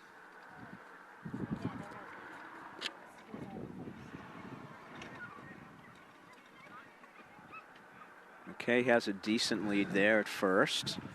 Yeah, he might go. I was a little fooled by that. Although I don't know what Gustafson did on his delivery. Yeah, Cal started breaking back to first base. I know it's the same thing. Gustafson, he's got a little hitch. Yeah, a little hitch. That ball's hit well in the 5-6 hole. And Tom Collins has a base hit. He's aboard. First hit of the day, now 1 for 3. And all of a sudden, the Panthers have a couple of base runners with 1 out here in the 4th. That's a perfect example of, Cal McKay's at bat, down to 1-2. Just got to try to get on. Short, expand the zone, shorten up your swing, try to get contact. He has the wheels. And, forced an error. And then now Beverly, after a single, got runners on first and second with 1 out. Big spot here for Teddy Fisher. He's walked twice. Takes the first pitch low. 0 for 0 with 2 walks.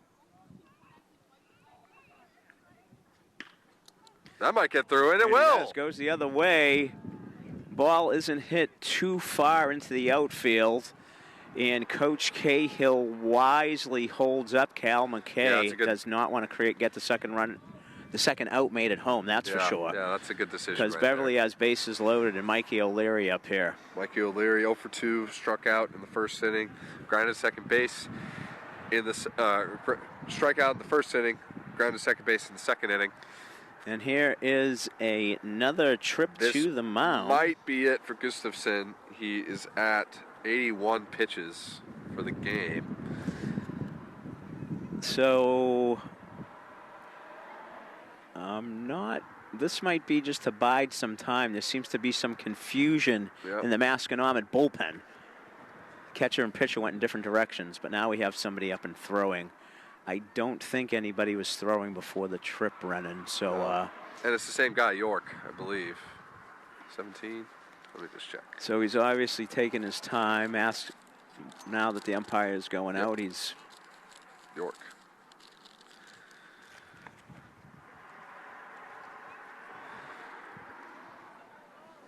All right, big spot for Mikey O'Leary and the Panthers as they try to claw back here. Nice use. You like that? Yeah, okay, thank you. Thank you. I caught on. Thank you.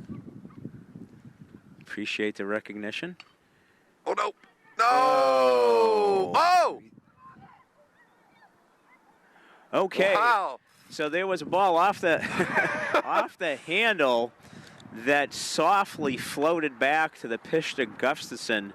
McKay was caught in no man's land off of third base, but the throw from Gustafson did not connect with his third baseman as it was knocked around, giving McKay a chance to get back in there. Panthers avoided catastrophe right there. And things are still alive, and there is this is Porcello. A swing there by Adam Porcello, who Adam now has the opportunity to get something out of this for Beverly as they avoided double play disaster.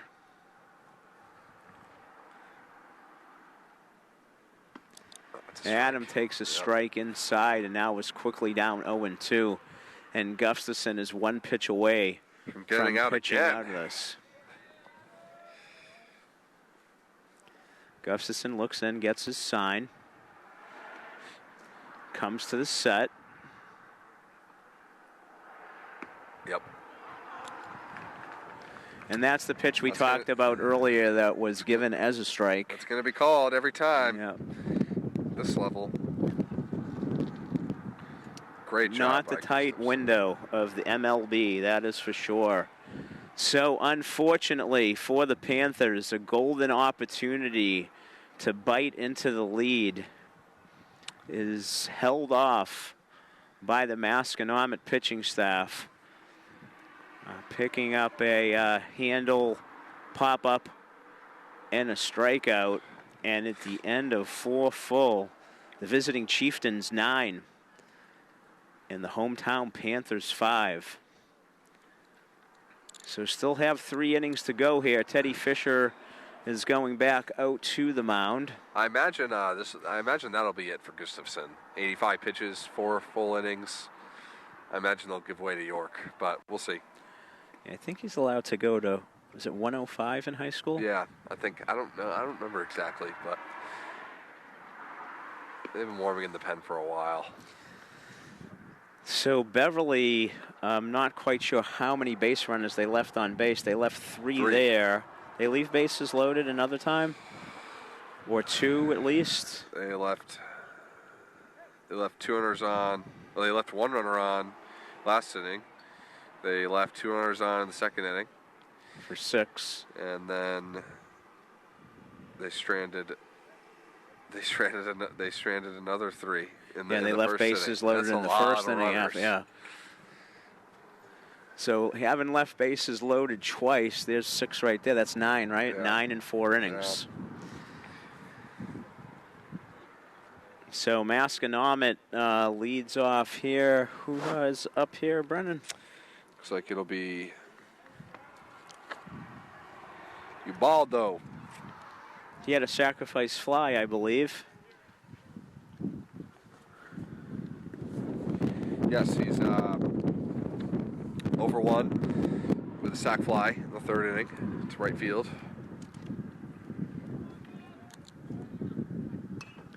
There's a ball hit high to the right side. No man's land. Justin Savicki, nice job. The wind blew it out there to right field, and I think on a calm day that had a chance of dropping in there, but the wind was the Panthers' advantage on that one. And Teddy Fisher being efficient there. I think this brings up Zamagny. Hits a ground ball in the second pitch. Dodge dives. And that's going to be a hit. Gets by him. Not sure if his diving obstructed Jonathan on that. Yeah. But third baseman's a taught. Get anything that you can. I think that one, though, might have been an easier play for J-Ray. But hindsight's always 20/20. Drew Nelson up again.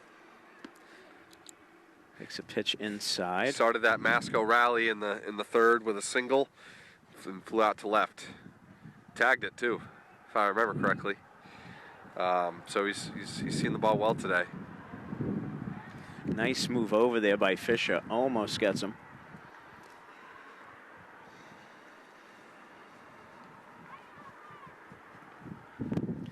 Not a lot of activity over on the turf field today.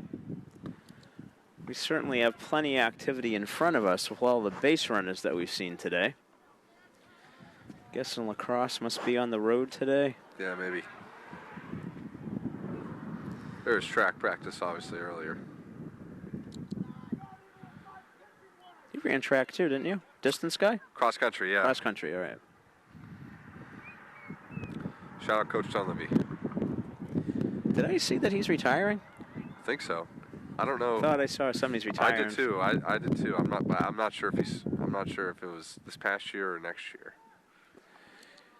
I thought I saw a write-up on the track banquet where he was there, indoor track. I thought there was some reference to him going out. So, a walk for Masconomet. Brings back the top of the lineup and Weidman. And we're going to have the courtesy runner again for the catcher. Antonellis. Okay. As the bottom of the order is doing a nice job from Masconomet, setting the table for the top, and Weidman. Weidman's reached all 3 times, I believe, and scored 3 runs. He's has a on base of 100 and 2 doubles. Got it into an error, but it was hard hit. 1 for 2. Yeah. But 2 for 3. 2 for 3. 2 for okay. 3, 2 doubles. And 3 runs scored. 3 runs scored.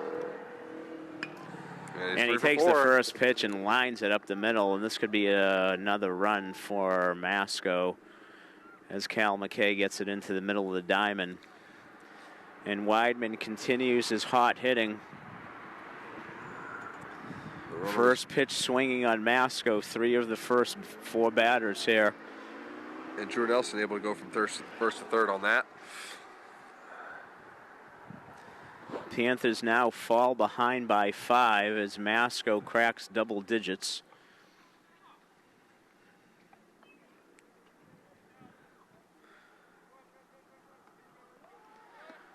Fisher throws, shows bunt, but the steal was on all the way, so second and third for Masco.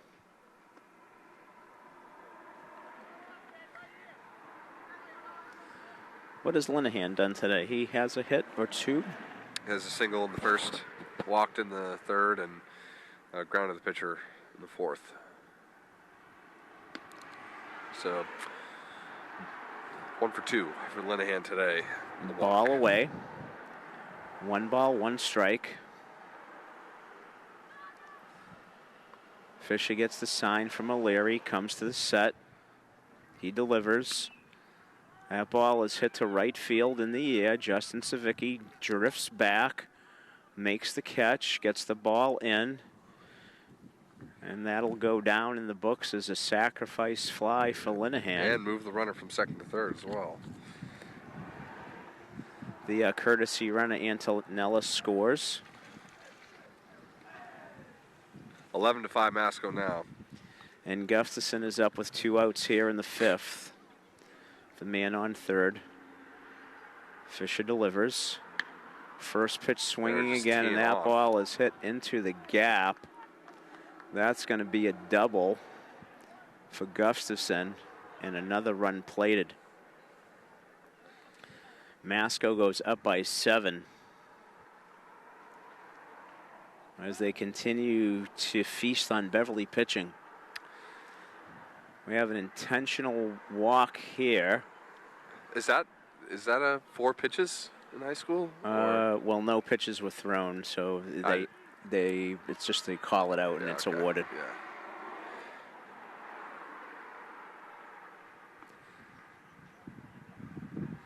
Brings up Aiden Brown. 1 for 2 with a single, hit by pitch in the 3rd.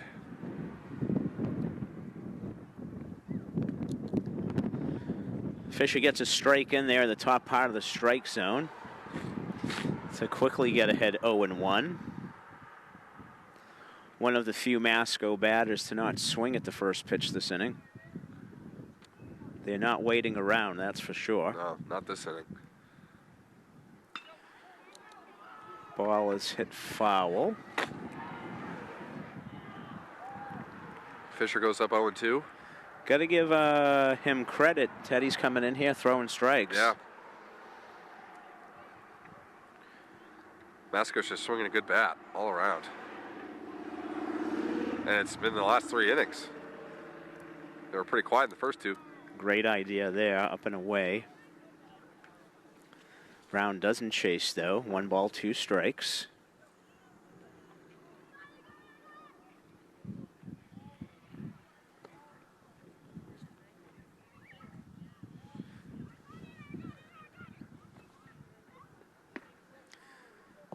Ooh, I'm surprised that didn't catch the zone. Tough break. Yeah, felt like that's been called a couple times today, but at this point I might be begging. Who knows? I know.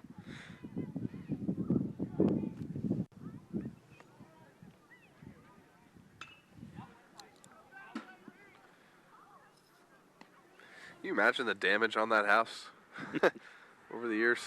I don't even, like, man, does someone even live there? Yeah, that people definitely do live there, for sure. I actually have seen them out in the yard fairly often. Fisher looks in, trying to pick up the 3rd out here in the 5th. There's a ball. That might drop. Hit to the right side into right field for a base hit. That'll plate another run, maybe 2. Here comes the play at the plate. Porcello with a nice throw, but not enough. As Brown is able to pick up 2 RBIs, and suddenly the Panthers are down 9, and I believe we're getting in danger of a 10-run rule situation, aren't we, Brennan? It's a 10 after 5. Yeah. I'm pretty sure it is 10 after 5. So I wonder if that means that yesterday Andrew Dunleavy pitched the complete game. I wonder if that was a 5-inning. They were up by 11, so.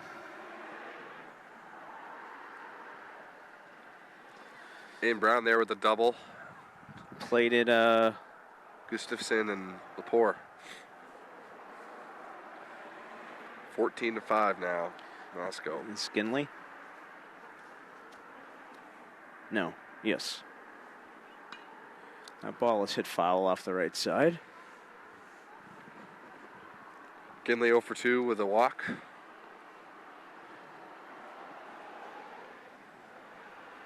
Panthers are going to have some work cut out. What was looking like a promising day after 2 innings really was. It was 5-1. Is now turning into a bit of a forlorn afternoon for the Panther faithful. Outscored 13-0 in 3 innings.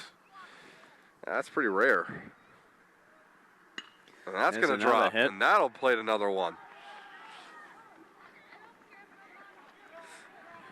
Base hit in right field to put the Chieftains up 10.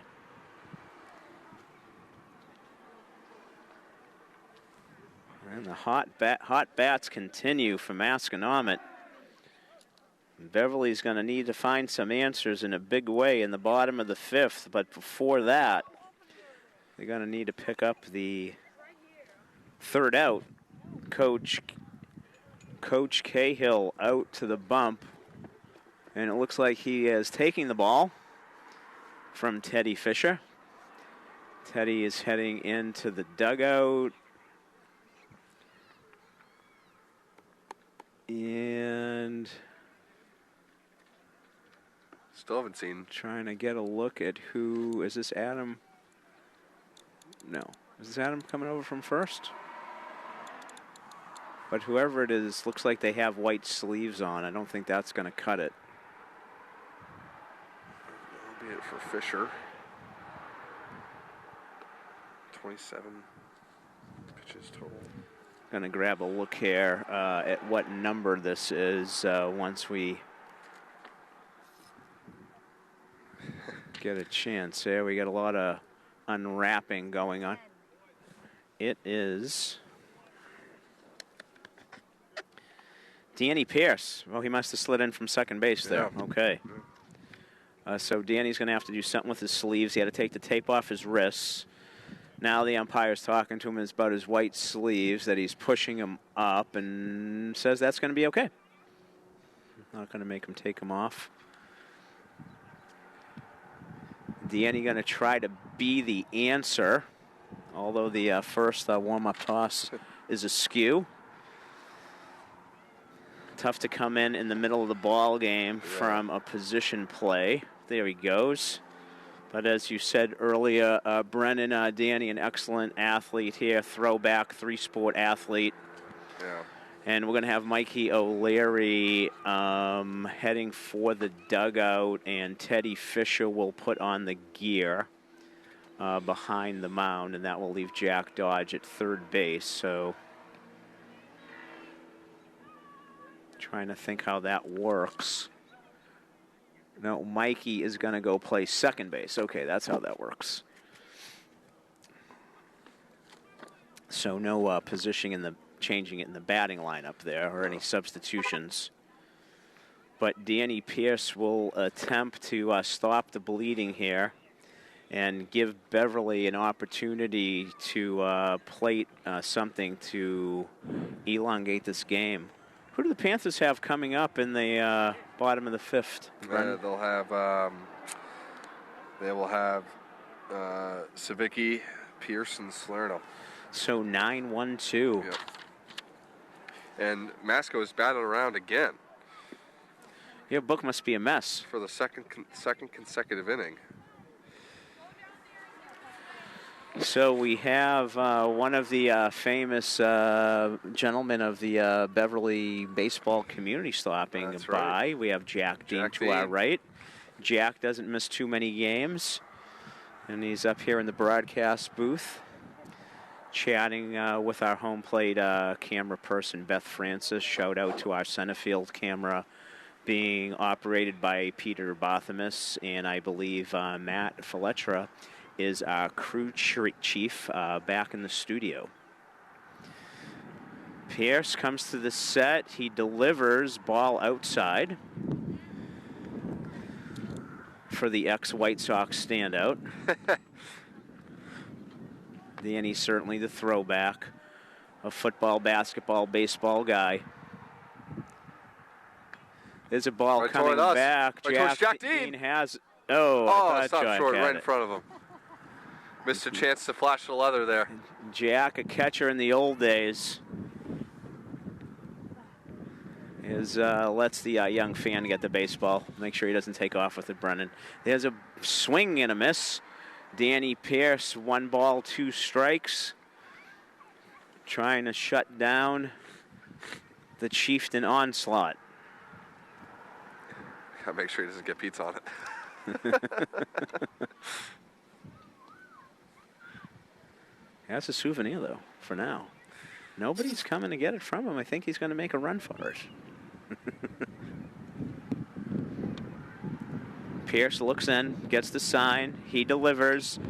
Sharp That's ground ball in the 5-6 hole. Swinging the bat well today. And that's Ubaldo's first hit of the game. And my book just keeps getting worse and worse by the by the minute. Yeah, Brennan, it's ugly in a lot of ways right now in Pantherville, that's for sure. That pencil's definitely going to need a sharpening after this game. Definitely. There's a fly ball to right field. Let's see if Justin can corral it. He does. Couple good plays out there by Savicki. And Danny Pierce does not allow any runners to score. Justin Savicki, a bright spot defensively in right field for the Panthers. And entering the bottom of the 5th, 15-5, Panthers chasing 10. Masco trying to slam the door on a 10-run rule game. Yeah, I'm pretty sure that's right. And Beverly is going to need to get the bats going. And it will be Gustafson, right? Yeah, he's still out there. I think he probably has around 20 pitches on his pitch count. Whoa!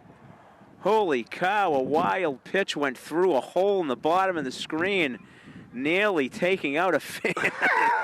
Holy cow, I haven't seen that before. Things go from bad to worse here at Brother Roberts Field. Oh, I'm glad nobody got hurt there. Holy cow, I didn't know there was a hole right there. Danger, Will Robinson, danger.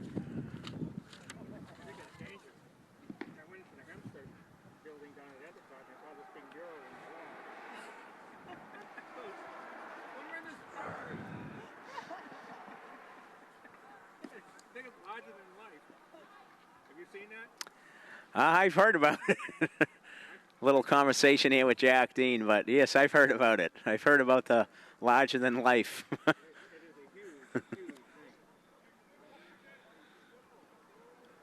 All right, speaking of Justin Savicki, Justin's going to lead off the bottom of the 5th here. Going to try to get on as the Panthers have their work cut out for them here in the bottom of the 5th. Savicki takes ball 1 down and away. For those of you just tuning in, Beverly had a 5-1 lead after 2 full. It's a foul ball from Savicki. And then surrendered 14 unanswered runs to Masconomet. There's not many times where that's going to happen, like, anywhere in the state. And somehow through it all, Drew Gustafson has continued to stay on the mound, the starting pitcher for Masco. And now he's making a bid for a short and complete game. Gets the ball up here. I got it. Oh! Couldn't short hop it. Actually, I wanted to knock it back down to that young man who makes the play. He made the play there. As this ball gets away, Savicki is heading down to first. I think he's going to lug it out. He will. So on hook by crook in what continues to be a strange day here at Brother Roberts Field. Justin Savicki is on a swinging K. I guess that's was up and away. See, I don't know if it's a KE2 or a KE1 or how you score that. I would say KE2 maybe. But I would have to see a replay.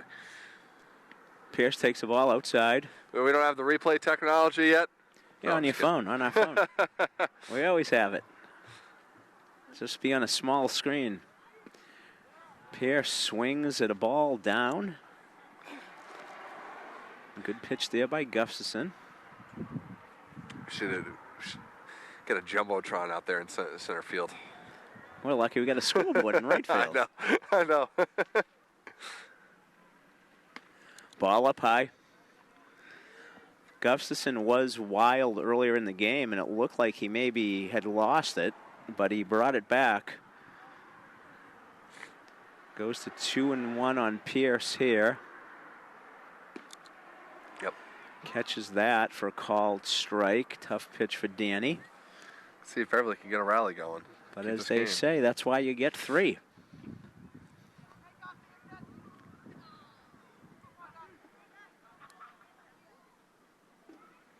Nice pitch. Gustafson with a little bit of heat up high. Yeah. He was able to get that over the hands of Danny Pierce for the first out of the inning. And another K. He's up to what? 7 Ks on the day. 7 strikeouts and 4 1/3 innings. That's not bad. Over half of the 13 outs recorded by the K. Charlie Salerno up, takes ball down. Ball is blowing out to right field. See Charlie get one up in the jet stream and deposit it over the right field fence would be nice. He's got a single and a walk today. Sometimes if you ask, you get what you ask for, Bren. We were able to jinx somebody in a negative way early on. Maybe we could jinx somebody in a positive way. Oh, that's a strike. I know Charlie's older brother Max at Ithaca. I believe he's still playing baseball there. I believe you're right. As is, there's a ball hit weakly in foul ground, as does Gabby Wickery, plays softball at Ithaca. There we go. In her freshman year up there. Getting tuning back into softball after doing the home opener yesterday. 7-3 Panther win. Down at the pit. At the pit, the wet pit. Like it is. The damp pit. 11 months out of the year. It's damp and wet down there. Infield was in great shape. I remember when they were building that. I remember when they were redoing it when I was in school. Mia Moschella, the freshman, first varsity start and first win. All right, Salerno swings, hits one to center field. It's going to drop in. No. Oh, yeah, it did drop in. It did hit the ground. It did. Did hit the ground. All right, he held his mitt up like he had it. I'll rule that a hit. Tricked me, absolutely. Charlie's able to dump one in, and Jonathan Reyes is going to come to the plate with one out. Try to keep the game going.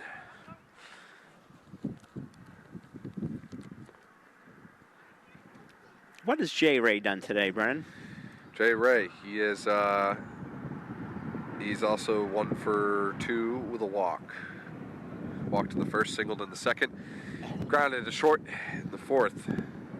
For his fourth AB, or third AB technically, fourth plate appearance. Gustafson looks in, delivers. It's wide for ball 1. Good day by Drew Nelson back there, the catcher for Masco. He's had a good day back there. Yeah, he had his work cut out for him with a lot of balls. Other than the one that almost hit the fan.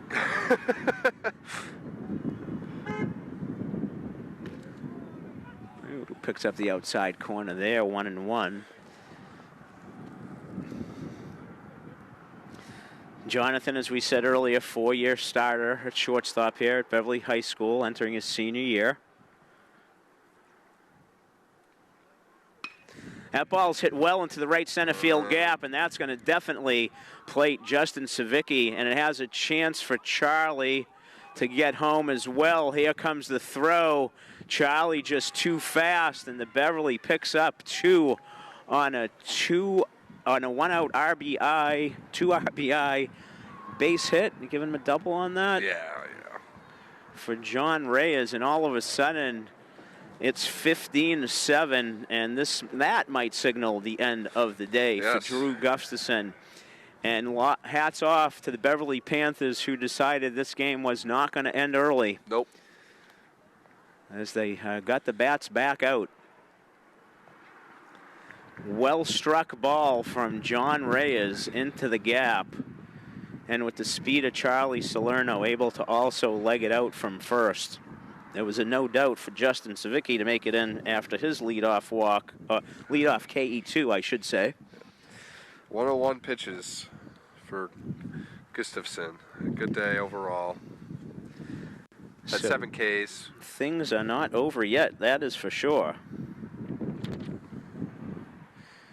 Although Beverly still has a chance. I mean, only 1 out, so they still have a chance to get some more runs across if they're gonna decide to keep this game going.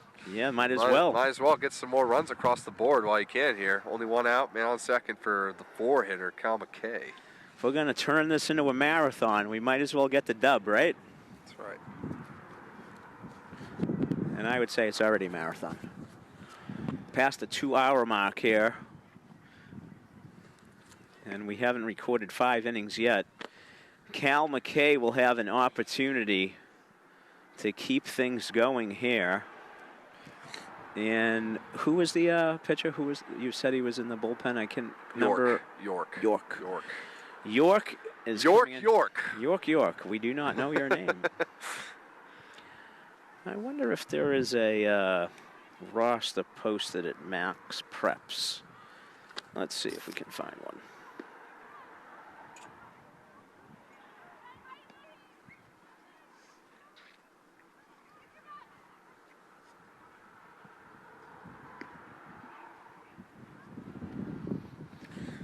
Nine hits, 7 Ks.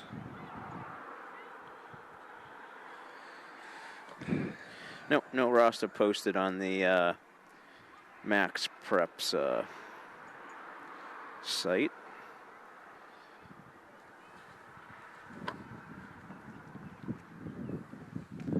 Okay, Cal McKay will come up.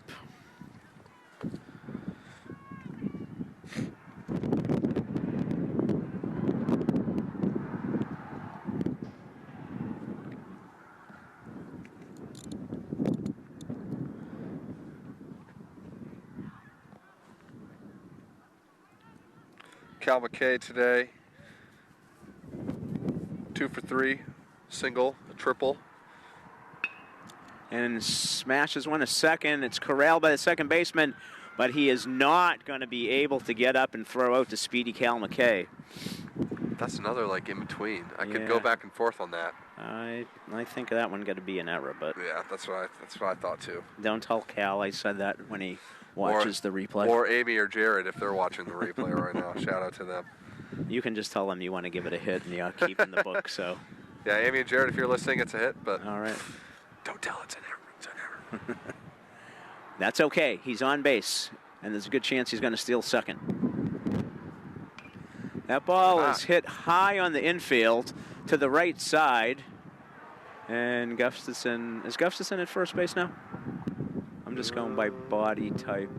Yeah, he is, right? He is. Because Cooper was not in the batting lineup. So that keeps Gustafson in hitting, right? So 2 down. For Teddy Fisher. 1 for 1 with a walk, or 1 for 1 with 2 walks for Teddy today. There goes McKay. The runner at home. Oh, should have went. Should have went. Okay, runner at third holds. So now Teddy's just going to have to get a base hit to plate 2 runs. That's all there is to it. Just like that.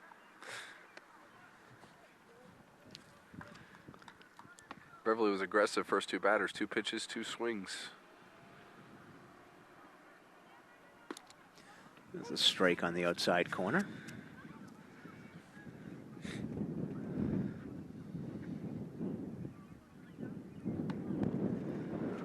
Wind starts to pick up here again at Brother Roberts Field. It's a curveball that's wide. 2 balls, 1 strike. As the afternoon sun continues to drop in the Beverly sky, as will the temperature of my feet shortly. And our hands. Although you have gloves on. I don't have gloves on, so it'll be my hands. I did bring you a set of hand warmers. You want them? I'll pass for now. Okay, I'll pass for now. It's not too bad, but if this game keeps going, it might get bad.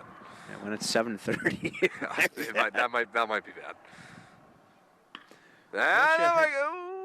Oh, no, left field, but it hangs up. Teddy went the other way with that pitch, but unfortunately caught by the left fielder.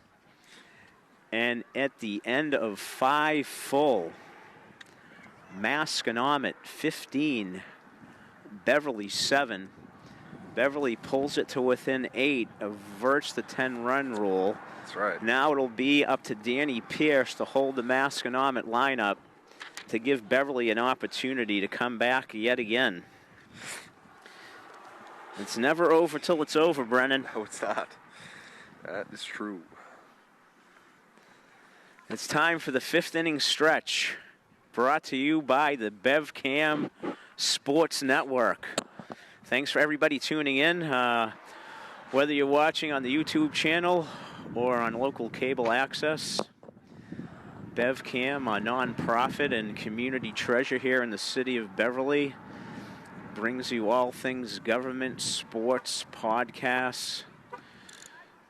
So if so inclined, I ask you to reach out and donate at bevcam.org as people unplug from local cable subscriptions and stream. Viewership goes down. BevCam still counts on the support of its viewers. Great community service here, bringing a lot of information and city government to everybody. And I think it provides a lot of joy for grandparents and relatives who are out of the immediate viewing area and are able to keep up with their loved ones and watch all of the sports coverage that BevCam provides throughout the fall, winter, and spring seasons. And it has certainly been a lot of winning going on campus here. It's been a good season, very competitive teams here at Beverly High School. Yep. And speaking of competing, the Beverly Panthers, with their work cut out, are looking to hold the Masconomet Regional Chieftains here in the top of the 6th. Danny Pierce throws and induces a pop-up to the middle of the diamond. Jonathan Reyes calls off Mikey O'Leary, and Danny has 1 pitch and 1 out. Looks like that was Drew Nelson there. Drew Nelson there with the pop out. Drew's the number 9 batter. Brings up Cal Weidman, who's been just a menace all day long. He swings and hits a soft grounder. Reyes gets it. Another hit. Cal Weidman. Jack Dodge tried to cut that off, but I think he made the right decision at the last minute to let it go. But that's an infield hit all the way with Cal's speed. Really, John made it a lot closer than I thought it was going to be. And Cal Wyman having a day, 4 for 5, 2 singles, 2 doubles, and 4 runs scored. That's a day. Have a day, Cal Wyman. And he made a quality play at shortstop too. That's right. That's right. Okay, but enough about Cal Weidman. Back to the Panthers and being 2 homers. Brennan. No, only kidding, folks. We want to give that balanced account of what you're seeing here.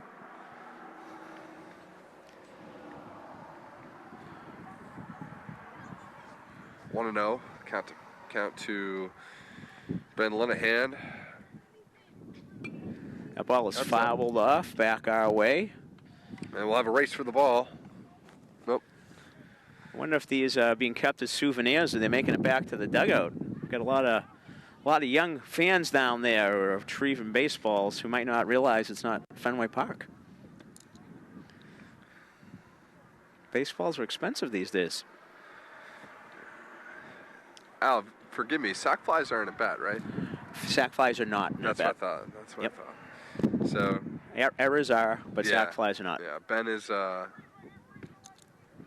Here's a strike on the outside corner. That means Ben is 1 for 2, the walk and a sac fly. And at least 1 RBI. Yes. Otherwise, you wouldn't have a sac fly. Well, I guess you could. I usually don't give him if it doesn't score. Yeah. But I guess if there's a guy on second with no outs and you hit a fly ball to right field, I'd give you a sacrifice fly for any righty batter. Yeah. Looks like Weidman's getting ready, but he's not going. Oh, Pierce does not get the call on the outside. No call on a 15-7 game. I thought that was a strike.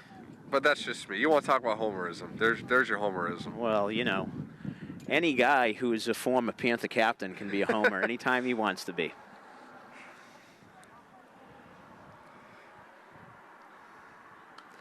Gustafson with a mighty swing and fouls it off to the right-hand side.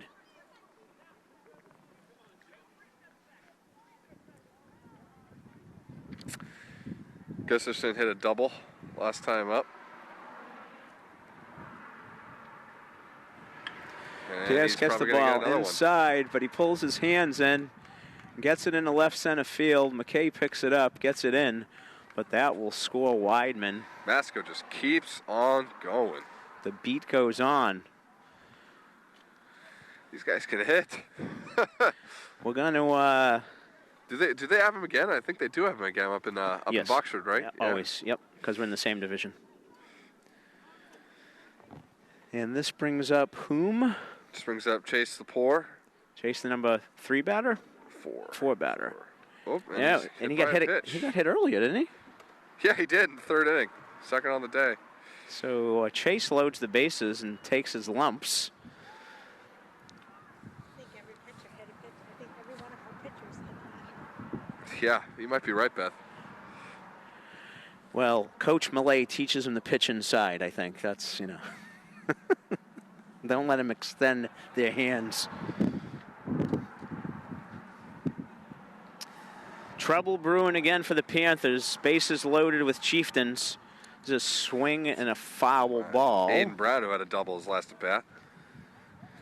He is 2 for 3 with a single and a double, strikeout. He was also hit by pitch in the 3rd inning.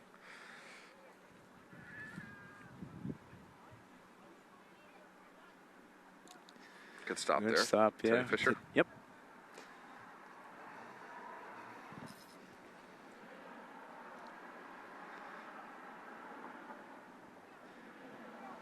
Pierce looks in, gets the sign, comes to the set, and delivers. That ball is fouled off to the right side, but out of play. Hit a tree.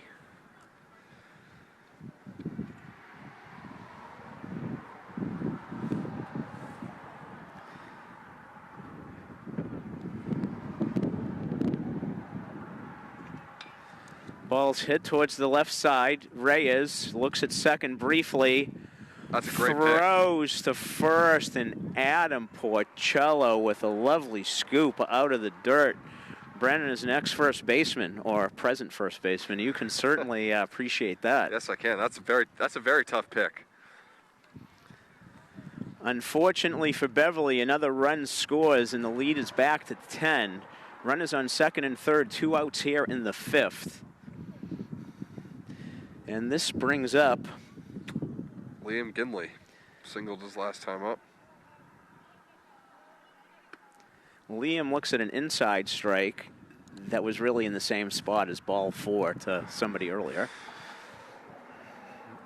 Just saying. Okay. I agree. There's a liner. That's Mikey nice O'Leary short hops it from his side.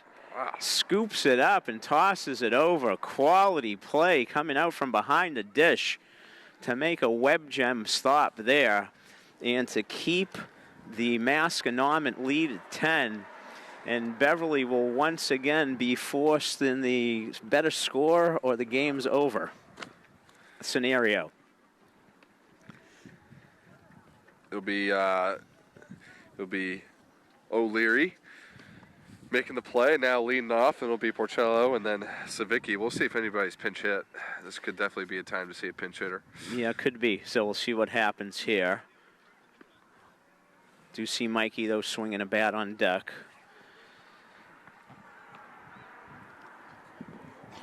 Well, Coach Cahill had indicated that pitching this year was going to be by committee. And that's looking to be the case there today. We've seen 4 pitchers for the Panthers through the 6th innings. Unfortunately, as they say in baseball parlance, they've hit a lot of bats today. Yeah, they really have. So Masconomet's been swinging well. Are you running a tally? I'm guessing they have 12, 15 hits. Yeah, well, last time I checked, they had 14. 14 and they hits. just had more. So I think that puts them at 16 hits for the day. Yeah, 16 hits in 6 innings is a lot of base hits. A lot of base hits. That's a good day at the plate. Although Beverly probably has 8 to 10 hits themselves. 9 right now. Yeah, so, I mean, typically 10 hits is... In fact, they might have 10.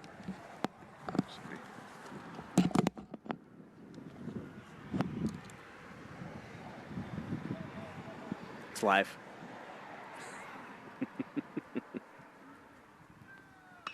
There's a swing and a ball hit to left field. That's a good play.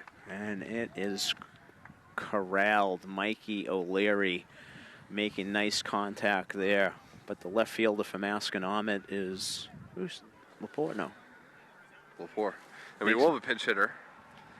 This is number 22, Albert Polanco.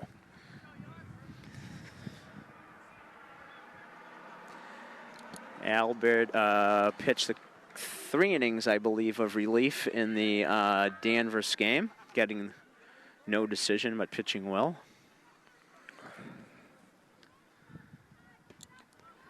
Strike outside.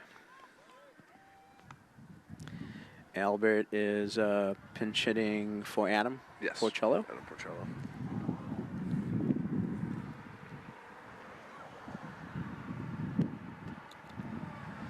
Swing and a miss. One ball, two strikes. 2. Yeah, 1 and 2.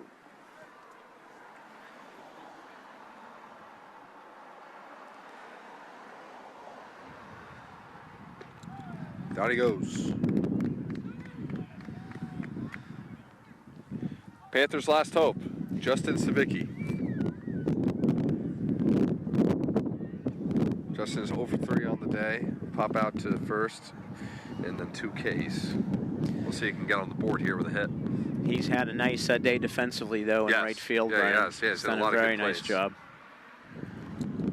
Takes a pitch inside. Masco Beverly has been one of those games that you kind of circle on your calendar. Masco's had a lot of good teams over the years. Beverly wins have been not as many as we'd like. And all of a sudden, what looked like to be the last out of the game is a booted ground ball, and there's life in Pantherville. There is life. There is life. Now we're back to the top of the order. Danny Pierce is up.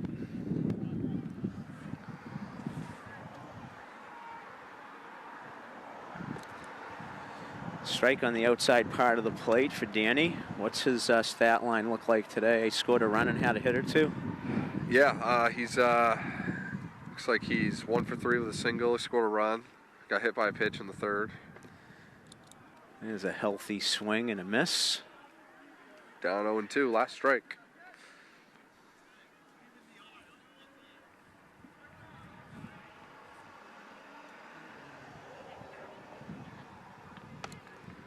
Up and in. Bends him backwards. Not much chance of him swinging at that one. No. Maybe up and away. Probably missed his spot just a bit there. Danny back even 2 and 2.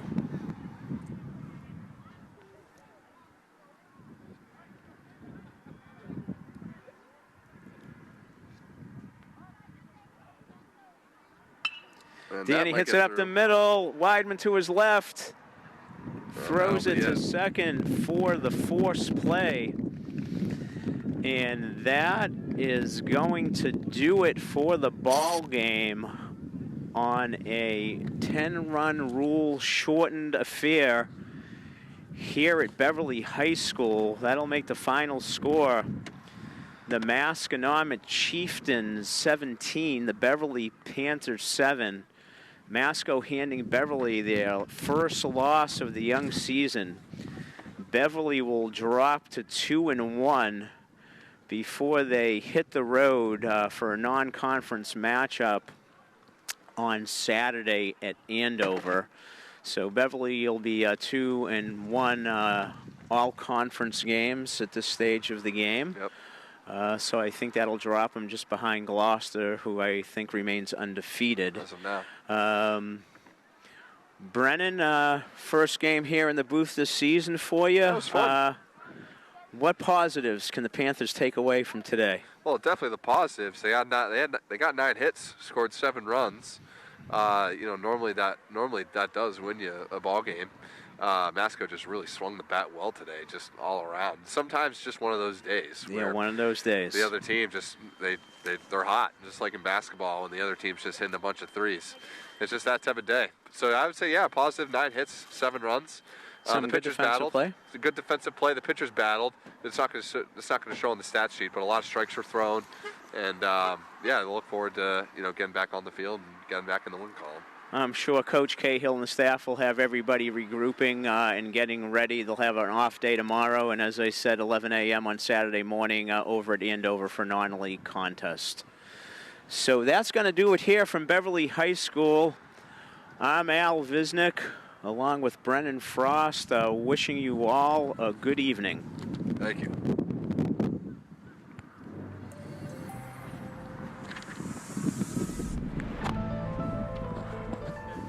How we doing, Jack? Good. How are you doing? Good. Good. Pretty big. Oh, my God. My daughter, Sarah. And one of her students came in. Yeah, she teaches a class at night on Tuesday, Thursday nights. And